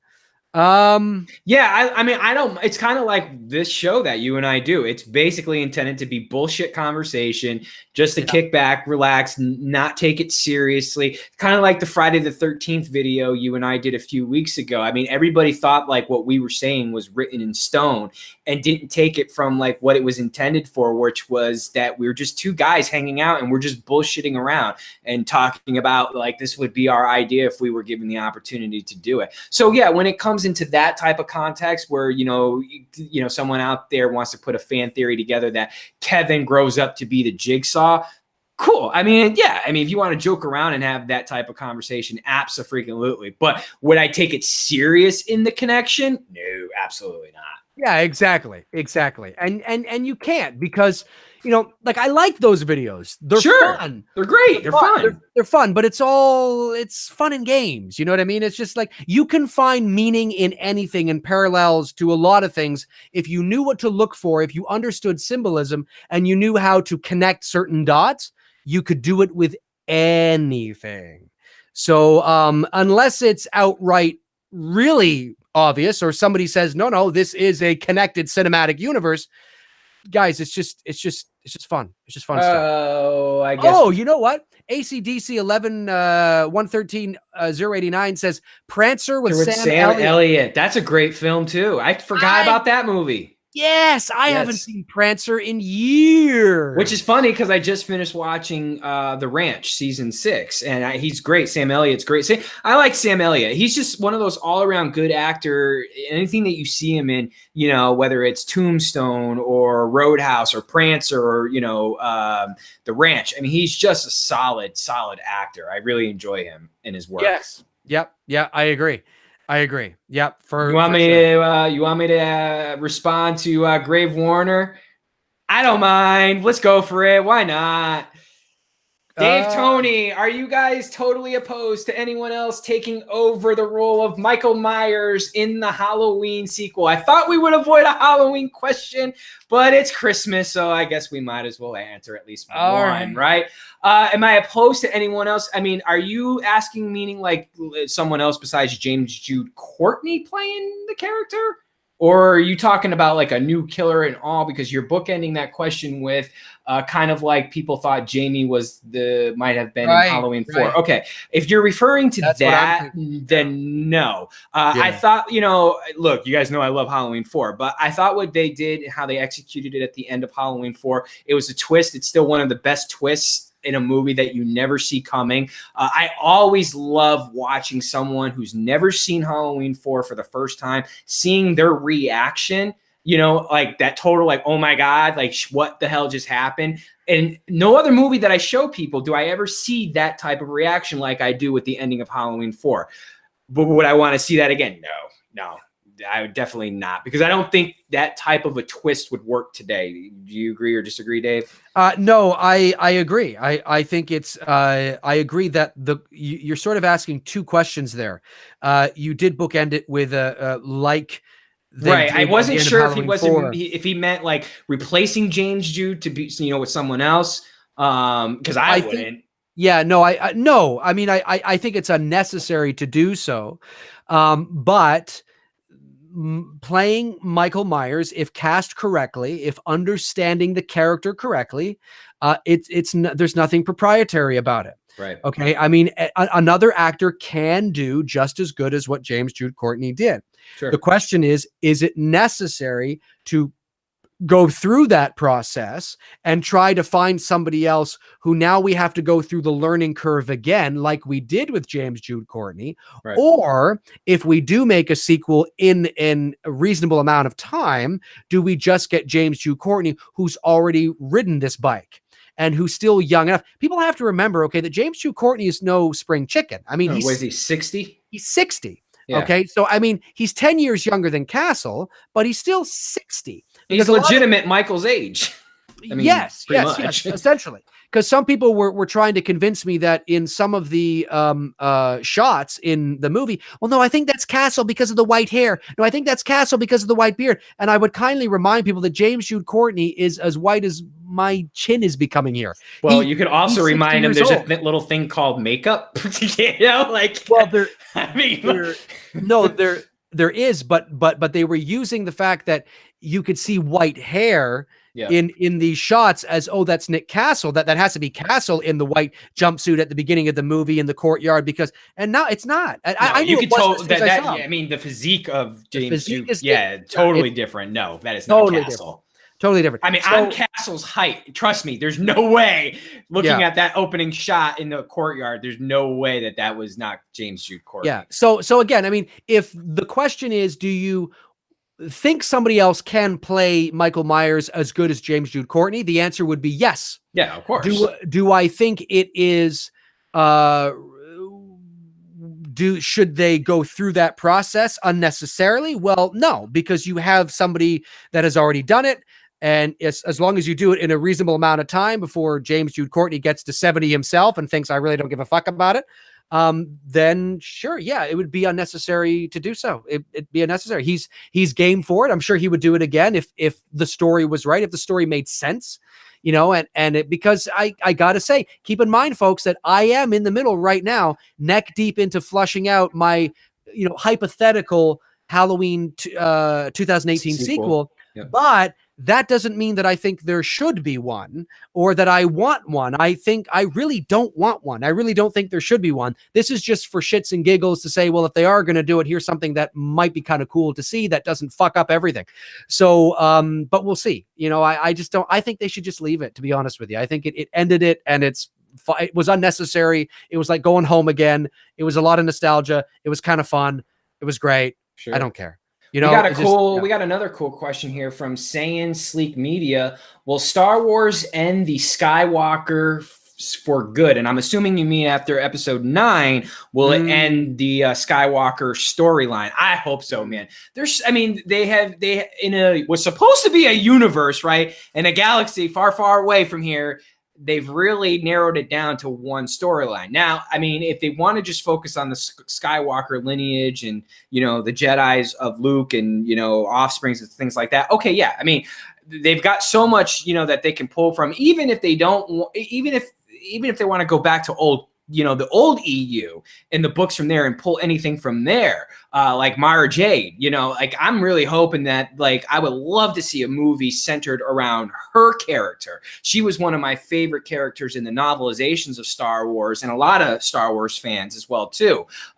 She's a fan favorite. So I would love to see them end and no, by the way, to really quickly, before someone says in the chat room, no, I do not think Rey is Mara Jade. I know there's like a rumor out there, and no, I don't think that is at all. I don't think that's going to be the reveal in episode 9. What I do hope is in episode 9, yes, I hope it ends the Skywalker saga so that when we get to episode 10, 11, and 12, we're starting with new shit, because there's a whole universe out there. There's got to be tons of stories to tell. Let's not just narrow it down to just one family, Yes, I agree. As you all know, I'm not a fan of The Last Jedi at all, and there's a variety of reasons for that, which I will not start down that road because Tony will have to reel you back in. Yeah, exactly. But we will save that for a Star Wars show, because there's no doubt that as we get closer to episode 9, Tony and I will be talking. We'll be talking more and more about that. But I will say that yes, it's time to move on. It's time to. There are other stories that you can tell that take place in the same universe, but maybe they're in another galaxy. Maybe they're in another. Look, I know that having everything connected is a nice sort of, it makes people feel good. It makes people feel, we like routine, we like connection, we like to feel comfortable. And a lot of people are saying, well, why don't we go back to the Knights of the Old Republic? And I think you should do one more than that and just fuck off with this whole thing altogether and go to the other side of the galaxy. Go to a different galaxy altogether. Listen, we know what's happening, right? I can go out my door right now. I know what's happening in Toronto news. I know what's happening in Canada news. I know what's happening in the US news, because we live right beside each other. I know what's happening, but I have no idea what's going on right now in news in I don't know, in Japan, or it's a whole other galaxy. It's a whole other world. There could be some amazing, incredible stories that are happening in another galaxy with another villain, with all sorts of rich, lush characters and stuff.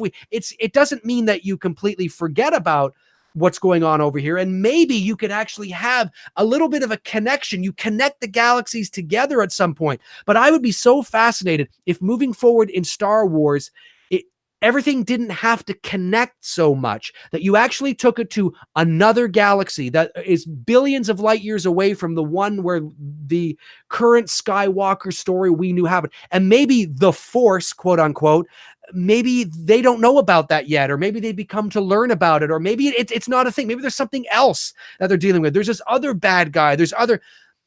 I understand it's a risk for a lot of people, but I don't want to be doing the same fucking thing over and over again. And quite frankly, I really have no interest in going back and telling stories from the past that just lead up to the stories we know. I don't want to go back in the past and hear about the Knights of the Old Republic and when Luke was 10 and when Han was 2 and seeing Leia born again and then seeing Obi-Wan in his 40s. And I don't give a fuck.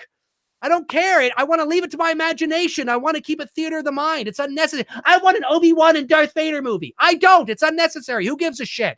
We don't need to see that. Let's go on to another galaxy, billions of light years away. It can be in the same universe, okay? Maybe we connect the two at some point, but tell me a different, wild space adventure story with the same kind of lush characters and different create a villain that rivals Vader, where we look at, we're like, whoa, dude. That's what I was just about to tell you. If you can, I know you don't like reading novelizations, but if you can go ahead and get yourself a copy of this book, The Lost Tribe of the Sith, Star Wars, knowing your taste and my taste very much line up with each other, I think you would really appreciate this, because the Siths in here, without spoiling it for you, it's like what you were just talking about. There are other Siths out there that are just as good, if not better, than Darth Vader, but we focus everything in on Anakin and Vader and whatnot. And you get into a book like this, and you're like, motherfucker, man, I want to see something like this. I want to see something with Darth Plagueis, like, my God, like, why are we not focusing on that? Why are we just focusing on,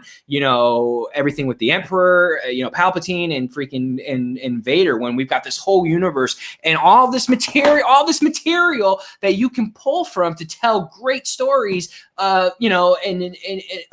but Disney just wants to focus in on the sky. Like you said, they want to stay within the comfort of, the Skywalker saga. So I hope after episode 9, Done. Yes, I agree. There was something. Although Darth Vader rated R slasher, as someone just said in here, that would be kind of dope, because that ending scene there at the end of Rogue One, it is badass. It is the best Vader moment ever on screen. Sure it is. Yeah, it'd be a lot of fun for sure. There was a rumor that the title for The Force Awakens, before The Force Awakens came out, there was a rumor that, and I love this title. I still love this title to this day. Obviously, titles have to do with the narrative that you're telling, but there was a rumor for a while that the title for the new Star Wars movie that was being directed by J.J. Abrams and coming out in 2015 was Star Wars: The Ancient Fear. And to this day, I love that title. When I think of something called The Ancient Fear, it makes me think something that is so old, that is so big, that nobody saw coming, that nobody thought about, and those who did thought it was gone forever, or whatever it is, that could be even bigger and more powerful than anything we could have ever seen. It's raising the stakes up. It's bigger than the Empire. It's bigger than the First Order. It might even be bigger than the Force itself. I mean, something that it made me excited when I heard the Ancient Fear. It's that ancient. It's what is lurking in the back part of the universe that is so crazy that would make even Emperor Palpatine sweat. Like, I sit back, and when I saw Snoke, that's why I was a little disappointed that Snoke came and went so fast. I was like, here's a character that you might be like a little bitch.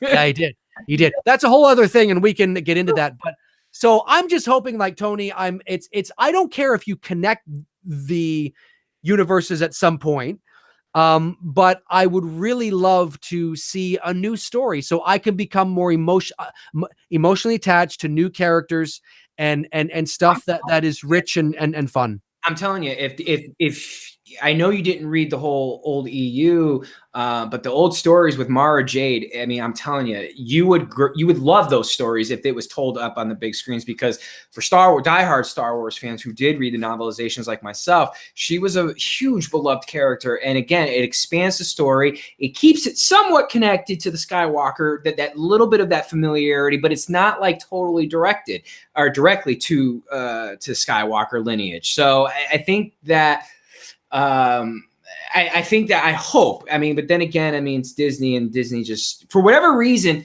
what Disney needs in the Star Wars side of the business is what they have with Kevin Feige on the Marvel side. Someone who knows how to tell a story. They have a beginning, a middle, and an end. They started with Iron Man back in 2008, and now we're coming up to Avengers Endgame here next year. And everything that Kevin Feige has done with the Marvel Cinematic Universe, it's been planned. It's been methodically planned. That's what you need to do with the Star Wars universe. And the problem is, whoever's running the shit show over there, Kathleen Kennedy, doesn't know what she's doing. She doesn't know what the fans want. And instead, we get this social justice bullshit of The Last Jedi, which has nothing to do with what we've grown up and loved with Star Wars. Yeah, I didn't. For me, I mean, I can only speak for me. I have big issues on The Last. Oh, by the way, yeah, Jedi. Mara J, yes, meaning what I meant by not connected to Skywalker. She's not blood. She was Luke's love interest or whatever, I guess. But yes, I meant as far as bloodline.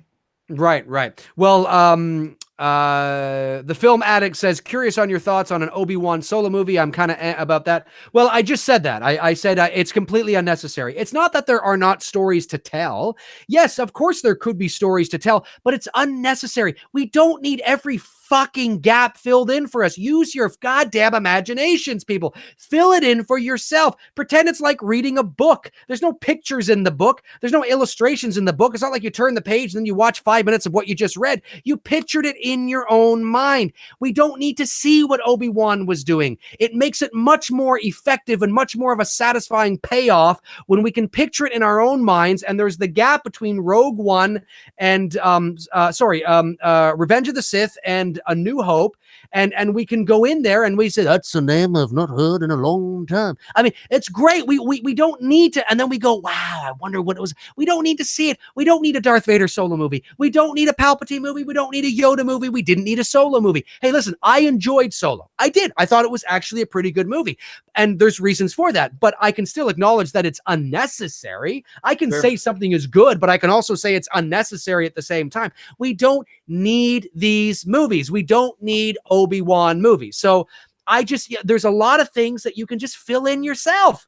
That's it. Who cares? We don't need everything laid out for us like on a silver platter. That's my opinion. You may or may not agree, but I just think it's completely unnecessary. I want new stories. And I was always a person that when I found out that they were going back to do the prequels, I was disappointed because I thought I have become emotionally attached to Han, Luke, and Leia. I've become emotionally attached to Harrison Ford, Carrie Fisher, Mark Hamill playing Han, Luke, and Leia. And I'm not saying that you could have got them in 1999 in a movie together. I don't know. But what I'm saying is that I was always more interested as a kid and as a teenager of what happened after Return of the Jedi than what happened before. I didn't give a fuck about what happened before. I'm not saying there isn't a story there to tell. I'm not saying that, there wasn't something that could have been done. And I'm not saying that, but I'm emotionally attached. Use that momentum you've built to push things forward. Don't go backwards. So when I found out that they were I'm spitting like a fucking madman here. When I found out that they were going to do The Force Awakens and moving forward, I was much more interested in that.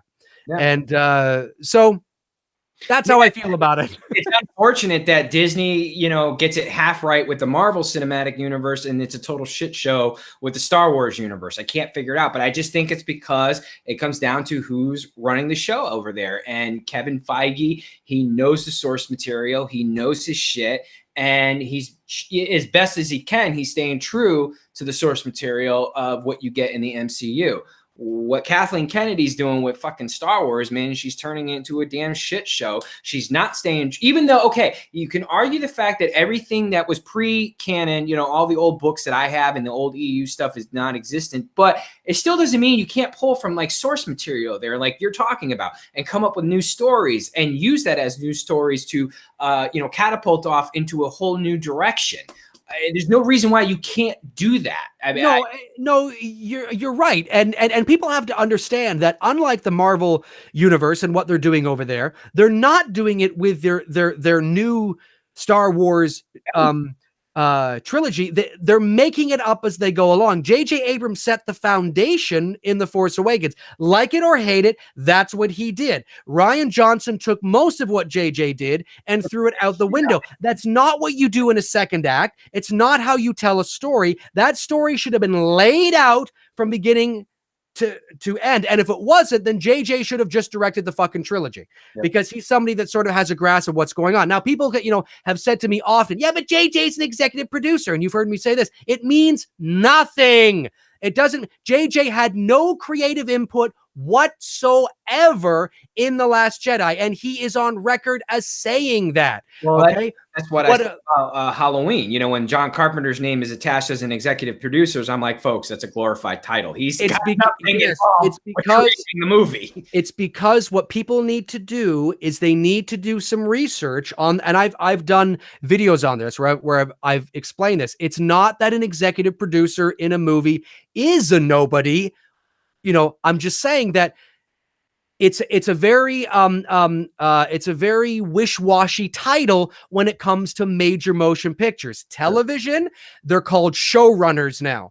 That's different. And like I said in a past video, it's different because directors can change from episode to episode, where showrunners are really, or executive producers are really the ones that call the shot in TV because they're constant over series and seasons. In movies, it's a bit different. An executive producer can often just lend their name for credence, and they will come to the set, they will visit, whatever the case is.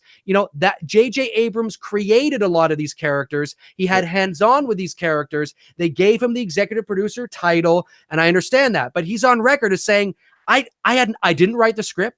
I didn't have any creative input in the script whatsoever. So much to the point that when I read the script, I was like, oh, geez, I wish I could do this too. He had no idea. I guarantee you, I guarantee you that JJ, when he was home alone with his buddies, he turned to his friends over a beer when nobody's around and was like, I don't know what the fuck Rian Johnson just did. What the fuck? But he's got to play the political game. He's got to say, oh, well, yeah, it was, what's he going to say? Oh, I fucking hated it. Of course he's not going to say that. Of course he's not going to say that. And do I think that part of the reason why JJ was so anxious to come back and finish off this trilogy was because he wanted to quote unquote fix what Rian Johnson fucked up? Yes, you bet your ass. I think that's part of it. Now, what Rian Johnson has laid out, there's certain things that JJ cannot fix. He has to roll with the punches here. He can't just, right. He has to. What's done is done. The damage is done. But do I think that he wants a chance to close out what he started and at least go out, salvage what he has left? You bet your fucking ass he wants to do that. Sure. They're not going to tell you that. Of course they're not going to tell you that. But do I think that that's a factor at the very least? Yes, I do. So, there's a lot of things that when you are creating narratives, you either have the same people on board, the same captain of the ship, or you start at the beginning and you say, this is where we're going. This new trilogy was simply me saying to Tony, one day I was downtown and I was tying my shoe on a park bench, and Tony has no idea where I'm going with it. And he just goes, well, it wasn't shoes. It was actually skates, and it wasn't a park bench. It was actually a car wash, and I wasn't downtown. I was actually in the country. And it's like, what the fuck? Like that just, that's what happened. Bookend it. Now I have to bookend it and say, okay, I guess I am in the country, but it's not just a car wash. There's a bench in the car wash, and I'm on the bench in the car wash. Now it makes sense. And it's a fucking shit show, man. So, and that's not how you do a second act. It's not how you construct a second act in a 3-act play. And I could go on and on, but that's fundamentally, people have to understand that when they say, yeah, but JJ was a producer on The Last Jedi. I'm telling you, he was a producer for the most part in name only. Okay. Just like John Carpenter was. People think John Carpenter had a huge creative influence on this new film. He didn't. He approved it. He thought, well, that's good. And if you need my help, that's great. But he's also on record as saying that when he visited the set in Charleston, South Carolina, that he didn't say much. He didn't get in the way because it's David Gordon Green's movie. Right. If he wanted to ask me something, he can ask me, but it's not like Carpenter's there going, oh, I think you should do this. Oh, that looks good. Hey, David, why don't you? He had nothing to do with it. Nothing. That is not to say that I'm sure that there were moments while he was there in South Carolina that he maybe directed a scene that they said, hey, man, would you like to? Well, sure. Okay, sure. Yeah, I'm sure they maybe did a couple of those moments. Maybe there was a scene with Curtis and whatnot, kind of a, a little moment there. They're like, hey, let's perhaps, perhaps, but maybe not. Right? Maybe not. And Carpenter visited the set. And he's on record as saying, I forget the quote now, but I'm paraphrasing. He said, you can look this up. He said something to the effect of, well, I just didn't want to be that shadow overlooking everything, because he knows when he comes to the set. So he would just sit back, watch the monitors, say hi to people, shake some hands, kiss some babies, and he fucking goes home. Because they wanted his name attached to the project because the Writers Guild of America, he's more of a creative consultant than anything, but the WGA does not recognize that as an official credit. So they gave him an executive producer credit so they can use his name on the marketing, and that's what they did. And of course, now where he really is effective is not in the story, not in the shots, not in the characters, but in the music, because that we know he actually did. So, so people just have to understand, do your best to try. And I know I'm ranting here, but do your best to familiarize yourself with the different roles and what the roles mean between television and film and what those jobs are. And you'll have a much better understanding of what did I see? I saw something this week that someone sent me a message on about Jamie Lee Curtis might return for the sequel or something or whatever. Sometimes you got to take what's written out there. You got to do a little extra homework, and see where the source material is coming from. What does this all mean? Because I think it was something that Jamie Lee Curtis already said months ago when she was on the PR trail, when they asked her if she would come back and do a sequel. And now I think it was Screen Rant or Movie Rant or somebody did an article this week saying that she might, in quotations, come back, which of course, you had people, commenting like, oh, great, now it's going to, turn into a shit show. Obviously she will come back if David Gordon Green's attached to it. And if there's more of a story and a continuation for her character to tell. The reason why I say that, it's the same reason why that they're going to do a sequel to this film. Money, cha-ching. Of course, yeah. I mean, right? She is at the tail end of her career, and there really isn't. I mean, look, I like Jamie Lee Curtis as an actress, okay, but let's be real about this. She's not like a big box office draw. She's been attached to projects like Trading Places, which is a Dan Aykroyd, Eddie Murphy film.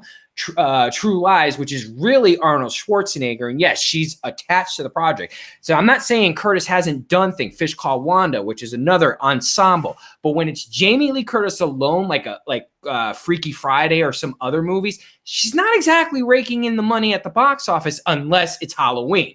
So yeah, if she's got more gas in the tank, you bet your sweet ass she's going to do another Halloween film, because this is it. She's at the end of the line here, because once she's done doing Halloween films, it's just going to be, movies here, movies there, whatever. I mean, because she kind of comes on the radar and then drops off the radar. That's been kind of her career.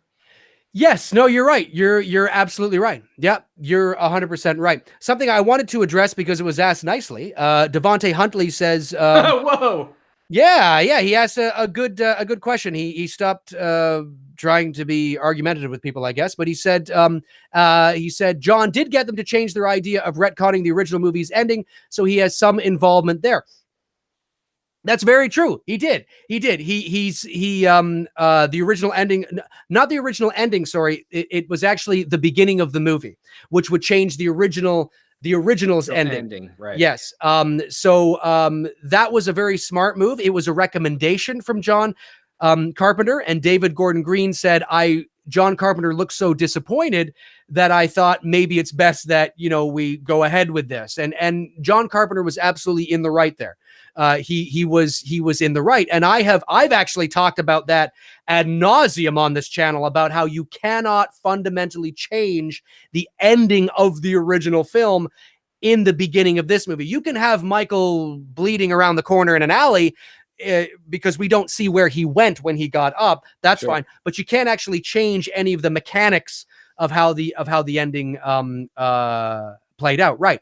But the actual fundamental day to day, in terms of the operations of what an executive producer's role is, he had no input in that. He had no input in the shots, no input in the angles, no input in the pacing, no input in the ending. Sorry, the editing, no input in the picture lock. He just wanted to see what was there. And he approved it. He got excited about it.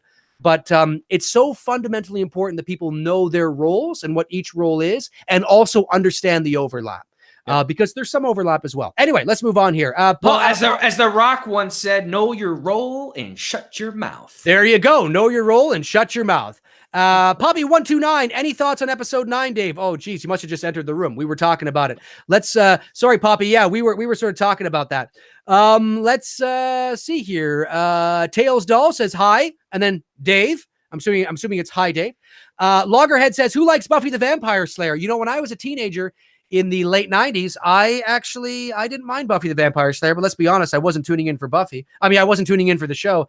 I kind of thought Sarah Michelle Gellar was kind of cute until I discovered Jennifer Love Hewitt. Yes, that's right. I was a big Jennifer Love Hewitt fan when I was 18. That was in the classic CW days. I wasn't into that show, but Smallville. When Smallville came on, which is right in that time frame of the run, and Smallville really changed the game for, comic book TV series and how they were presenting comic book TV series. Because I even remember being here in Atlanta at the time and in college and seeing signs for Smallville, and I was like, they're doing a Clark Kent TV series. I thought it was going to be something stupid. Then when the show actually came on, I was like, fuck me, man, this is really good. And it's the only show to this day besides Cheers, but I watched Cheers later on in life as I got older and understood it more. But as far as a show, from when a show started to ended, that was the only television series that I watched from beginning to end, which was right in the Buffy the Vampire Slayer era. I didn't watch Buffy,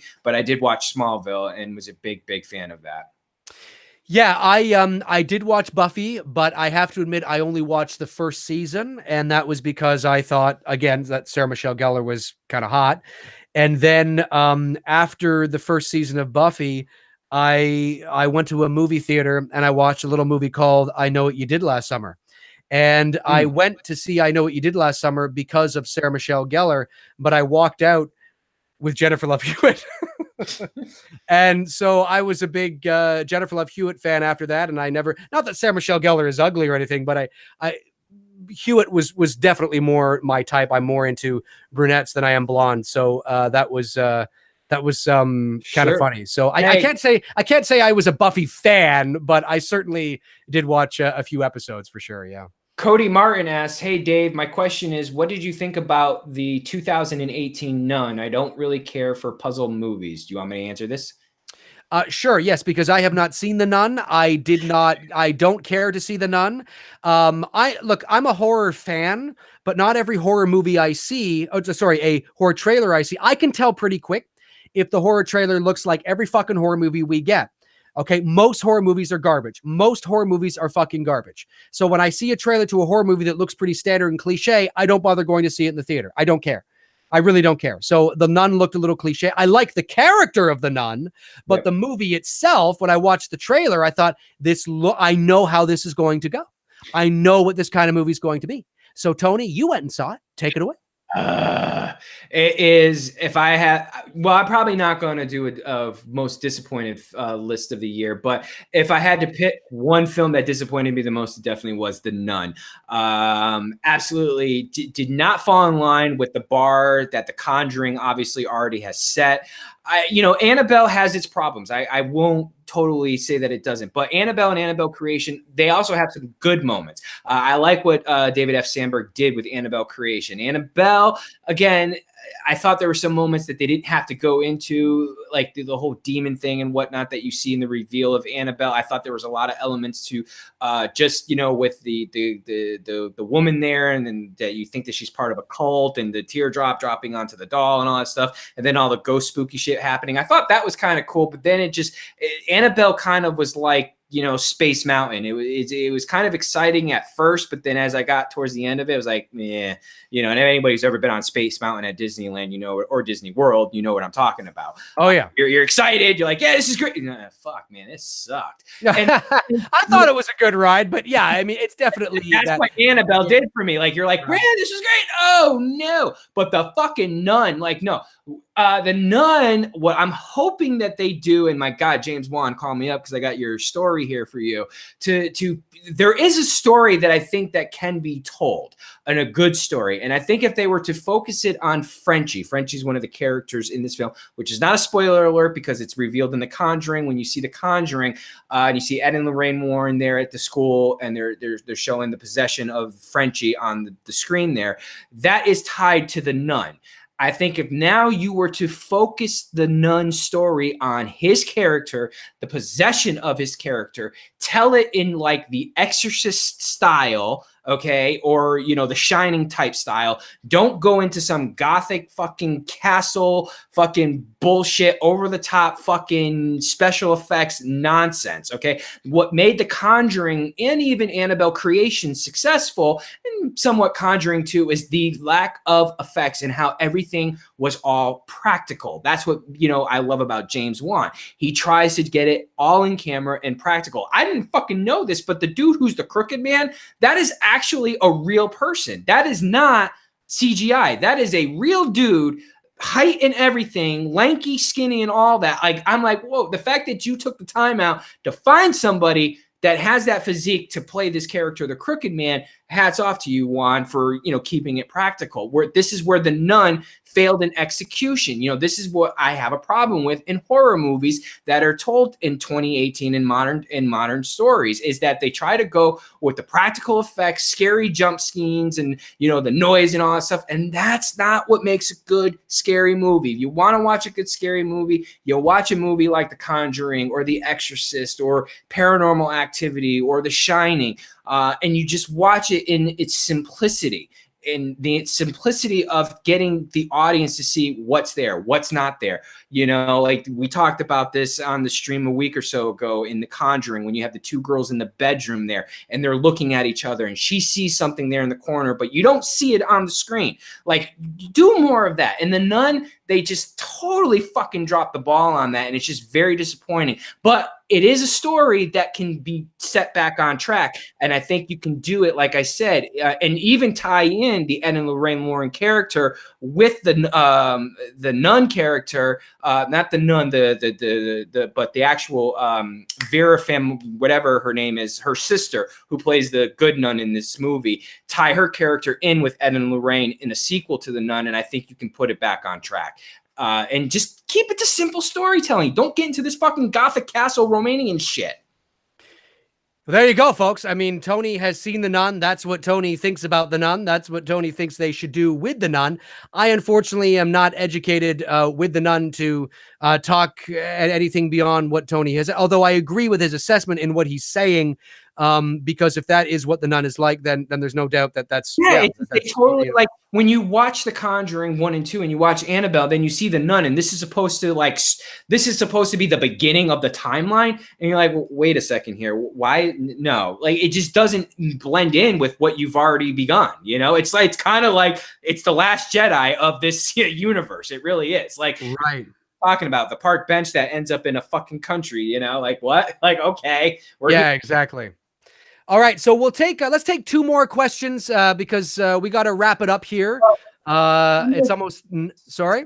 Someone's talking about, okay, jump scares are good if you do it effectively. Jump scares, like what was done in the original Paranormal Activity, didn't rely on the sound. Okay, the jump scares in Paranormal Activity relied on the atmosphere. The jump scares in The Exorcist rely on the atmosphere. The jump scares in The Shining, same thing, relies on the subtlety of the visuals and the atmosphere, not the sound. That's right. Jumps that does nothing to me, and that's what The Nun is. It's this over and over and over again, and within 5 minutes of it, you're going to get bored of that repetitiveness. Yes, yeah, no, I agree. Look, I mean, those obviously, I could just go on and on here, but I am a big fan of the theater of the mind and the atmosphere and the mood and the and that kind of a horror movie. I want the scares to be stuff that I'm thinking about in my own mind. That doesn't mean there's not places for these things, but Tony is right that there is a difference between a jump scare that relies on a stinger, as they call it. It's a horror stinger. Duh! You know, exactly. Yeah. There's that. And a classic one would be if the person is backing up, but it's framed where there's a lot of dead space over here. Okay. And they're backing up and they're turning and the dead space is closing in and it's closing in. And then they turn. And as they turn, there's somebody there and they bump into somebody. 9 times out of 10, it's not the main antagonist. It's their friend, it's their brother, it's their mother, but the jump scare is meant to scare you. And usually that jump scare is from, what is it? It's kind of, that's okay if it's in a movie once. You know, usually you can see it coming, so you can mentally prepare for it. But there's a lot of movies where, as Tony said, they use the jump scare. It's a tool that should be used in a movie very, very sparingly. Okay, because it shouldn't become the identity of the scares of the movie. It shouldn't be what's scary about the movie. It should be a tool that is used one time in the movie just to keep the audience on their toes, right? But it shouldn't become the sole identity of the movie. And often with modern day horror movies, they will rely on that tactic because, well, there's a variety of reasons. They can't think of a better idea. Yeah, absolutely. Absolutely it is. When you can milk a narrative that is rich of mood and atmosphere and play to the theater of the mind and pace it out a bit and really sort of create that creepiness surrounding the entire picture. It's all you will be much more successful that way, much more successful than creating something that is just full of jump scares. It's not that jump scares are bad, but they're an overused cliche, and in bad, cheap run-of-the-mill horror movies. They are littered with them because they're bad and cheap and lazy, and then it becomes the identity. You're not particularly scared watching the movie. There's nothing particularly scary about the movie other than the jump scares. Perfect example in modern horror movie that didn't rely on it so much and just used the subtlety of the atmosphere and the mood it was creating. Hereditary. Hereditary nails it from start to fucking finish. From the moment you see her walk into that office room, spoiler alert if you haven't seen it, but there's a sequence there at the very beginning of the film, and you know what I'm talking about, Dave. And yes, you think you see us, it's mind tricks with your eyes. You either see the silhouette of that woman or you don't see it. I had to do a double take. That's the kind of fucking jump scare where it's like, fuck me, man. And like, that's the kind of shit I love. Yes, absolutely. Hereditary, and of course that is when you get more into the psychological horror, because again, what they do is they play to all of our fears. If they don't show us the main antagonist, if they don't show us what's going on, we all go to a dark place and we can conjure it up in our own minds. But if you rely on just throwing it out there right away, you can lose an audience. And that doesn't mean that those movies don't have their plays, but there's nothing particularly literally scary about it. Okay, because it's not tapping into the subconscious and the psychological components of our deepest fears and what we're afraid of. It's just a run-of-the-mill teen bopper kind of film where there's jump scare. I mean, if that's all the movie is, I don't give a fuck about it. That's why Hereditary easily is the best horror film of 2018, because Hereditary is a throwback to these films that we've talked about so much on your channel, whether it's Exorcist or The Shining or even, A Clockwork Orange, even though Clockwork Orange is more of a disturbing thriller. The point is Hereditary didn't rely on that. It relied on the story and the visuals that it was going to tell you. And that filmmaker, man, the dude's got a long fucking career ahead of him. Just keep doing what you're doing, bro, because that is how you properly execute a horror movie. And if you want to deliver a good scare to your audience, something that's just going to be just kind of creeping. I mean, there was a couple moments in the movie that I thought like, it got away from what he was doing. But I think that's like in any film. I mean, even like even The Exorcist, I hail The Exorcist all the time. The scene there where Linda Blair's head turns around and blah, blah, blah. Like you didn't really need it. You were doing such a great job, that you didn't really need that scene. But, I get why they did it. And I get why there was a moment in The Exorcist that me and Dave, the Hereditary, that me and Dave talked about off camera. I get why they did it. I don't feel that they needed it, but I understand why they did it. Exactly. Well, listen, I gotta get out of here, so we're gonna have to wrap this up now. Cool. But I really appreciate everybody tuning in to episode 6, this Christmas special. Of course, we sort of got away from the Christmas there, but that's okay. I mean, that was what I wanted. I wanted to open the floor to viewer questions and to you guys to ask us whatever you wanted to ask us. Now, Tony and I, episode 7, Tony and I are planning to be here on New Year's weekend. Yes, it is. What is it? December the 30th or 29th or something like that? 30th. Yeah, because New Year's Eve's Monday and New Year's Day is Tuesday. So yeah. Okay. Do you want to tell them what it's going to be about?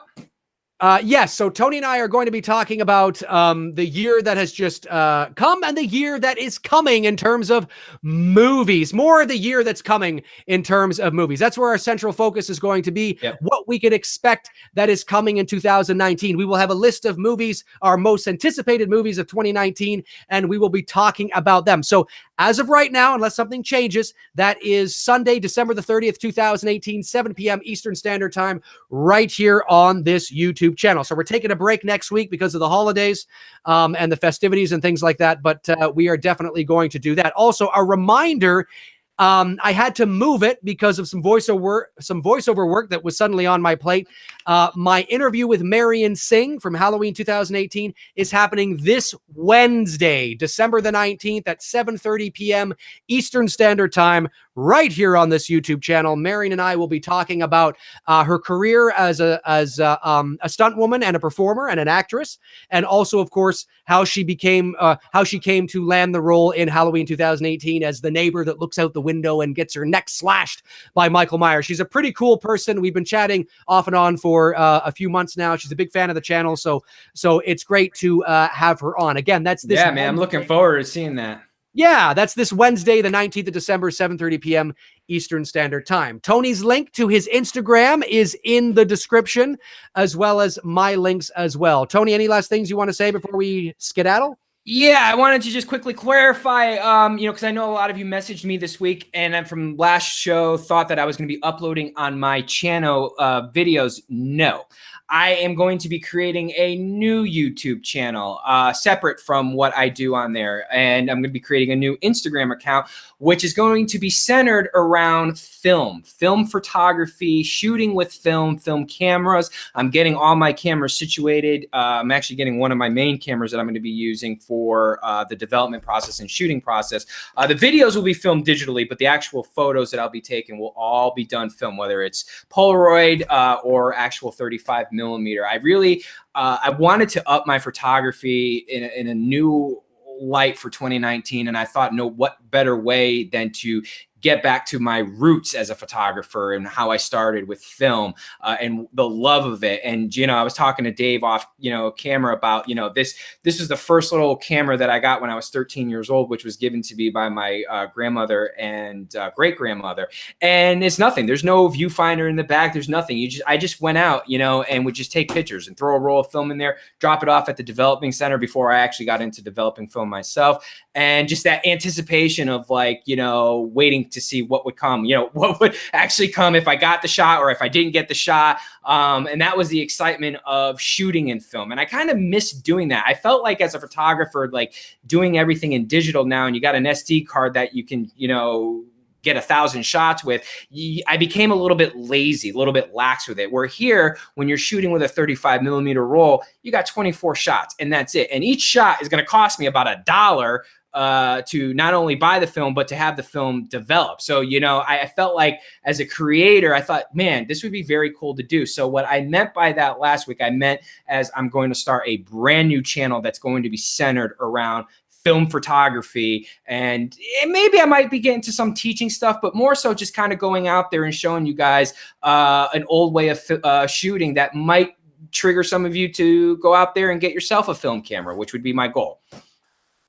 Awesome. Yeah, no, I think that's great. And I'm looking forward to seeing how your channel progresses, your second channel progresses. I'm a big fan of film, big fan of 35 millimeter film, of course, as well. And I look forward to seeing some of the shots that you get. I think this is cool. And once that channel, is that channel up now? It's not up now, right? It's not up now publicly. I just want to make sure the names match up so that I have the names on Instagram and on YouTube. I want it to be one name. It's not going to be my name. It's I'm trying to come up. I've written down a few names and I haven't totally committed to that. And once my camera comes back here from Nikon and they finish servicing it and getting everything running, my goal is to have it up and going, and yes, by 2019.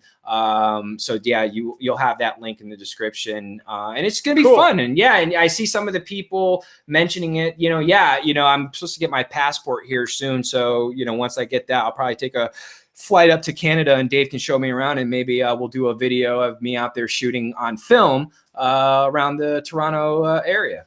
Yes, for sure. Yes, I would totally be open to that. You never know. We'll see what the new year brings, and if our schedules can mesh, then I'm definitely down for that for sure. That would be a lot of fun. Absolutely. Yeah. So guys, thanks for tuning in. I appreciate it. Tony appreciates it, and we will talk to you guys hopefully on the next episode, which is the 30th of December. Yeah, guys. So, Merry Christmas. Yes, Merry Christmas. Happy Hanukkah, happy Merry, whatever you're celebrating, and we'll talk to you guys soon. Later. All right, cheers.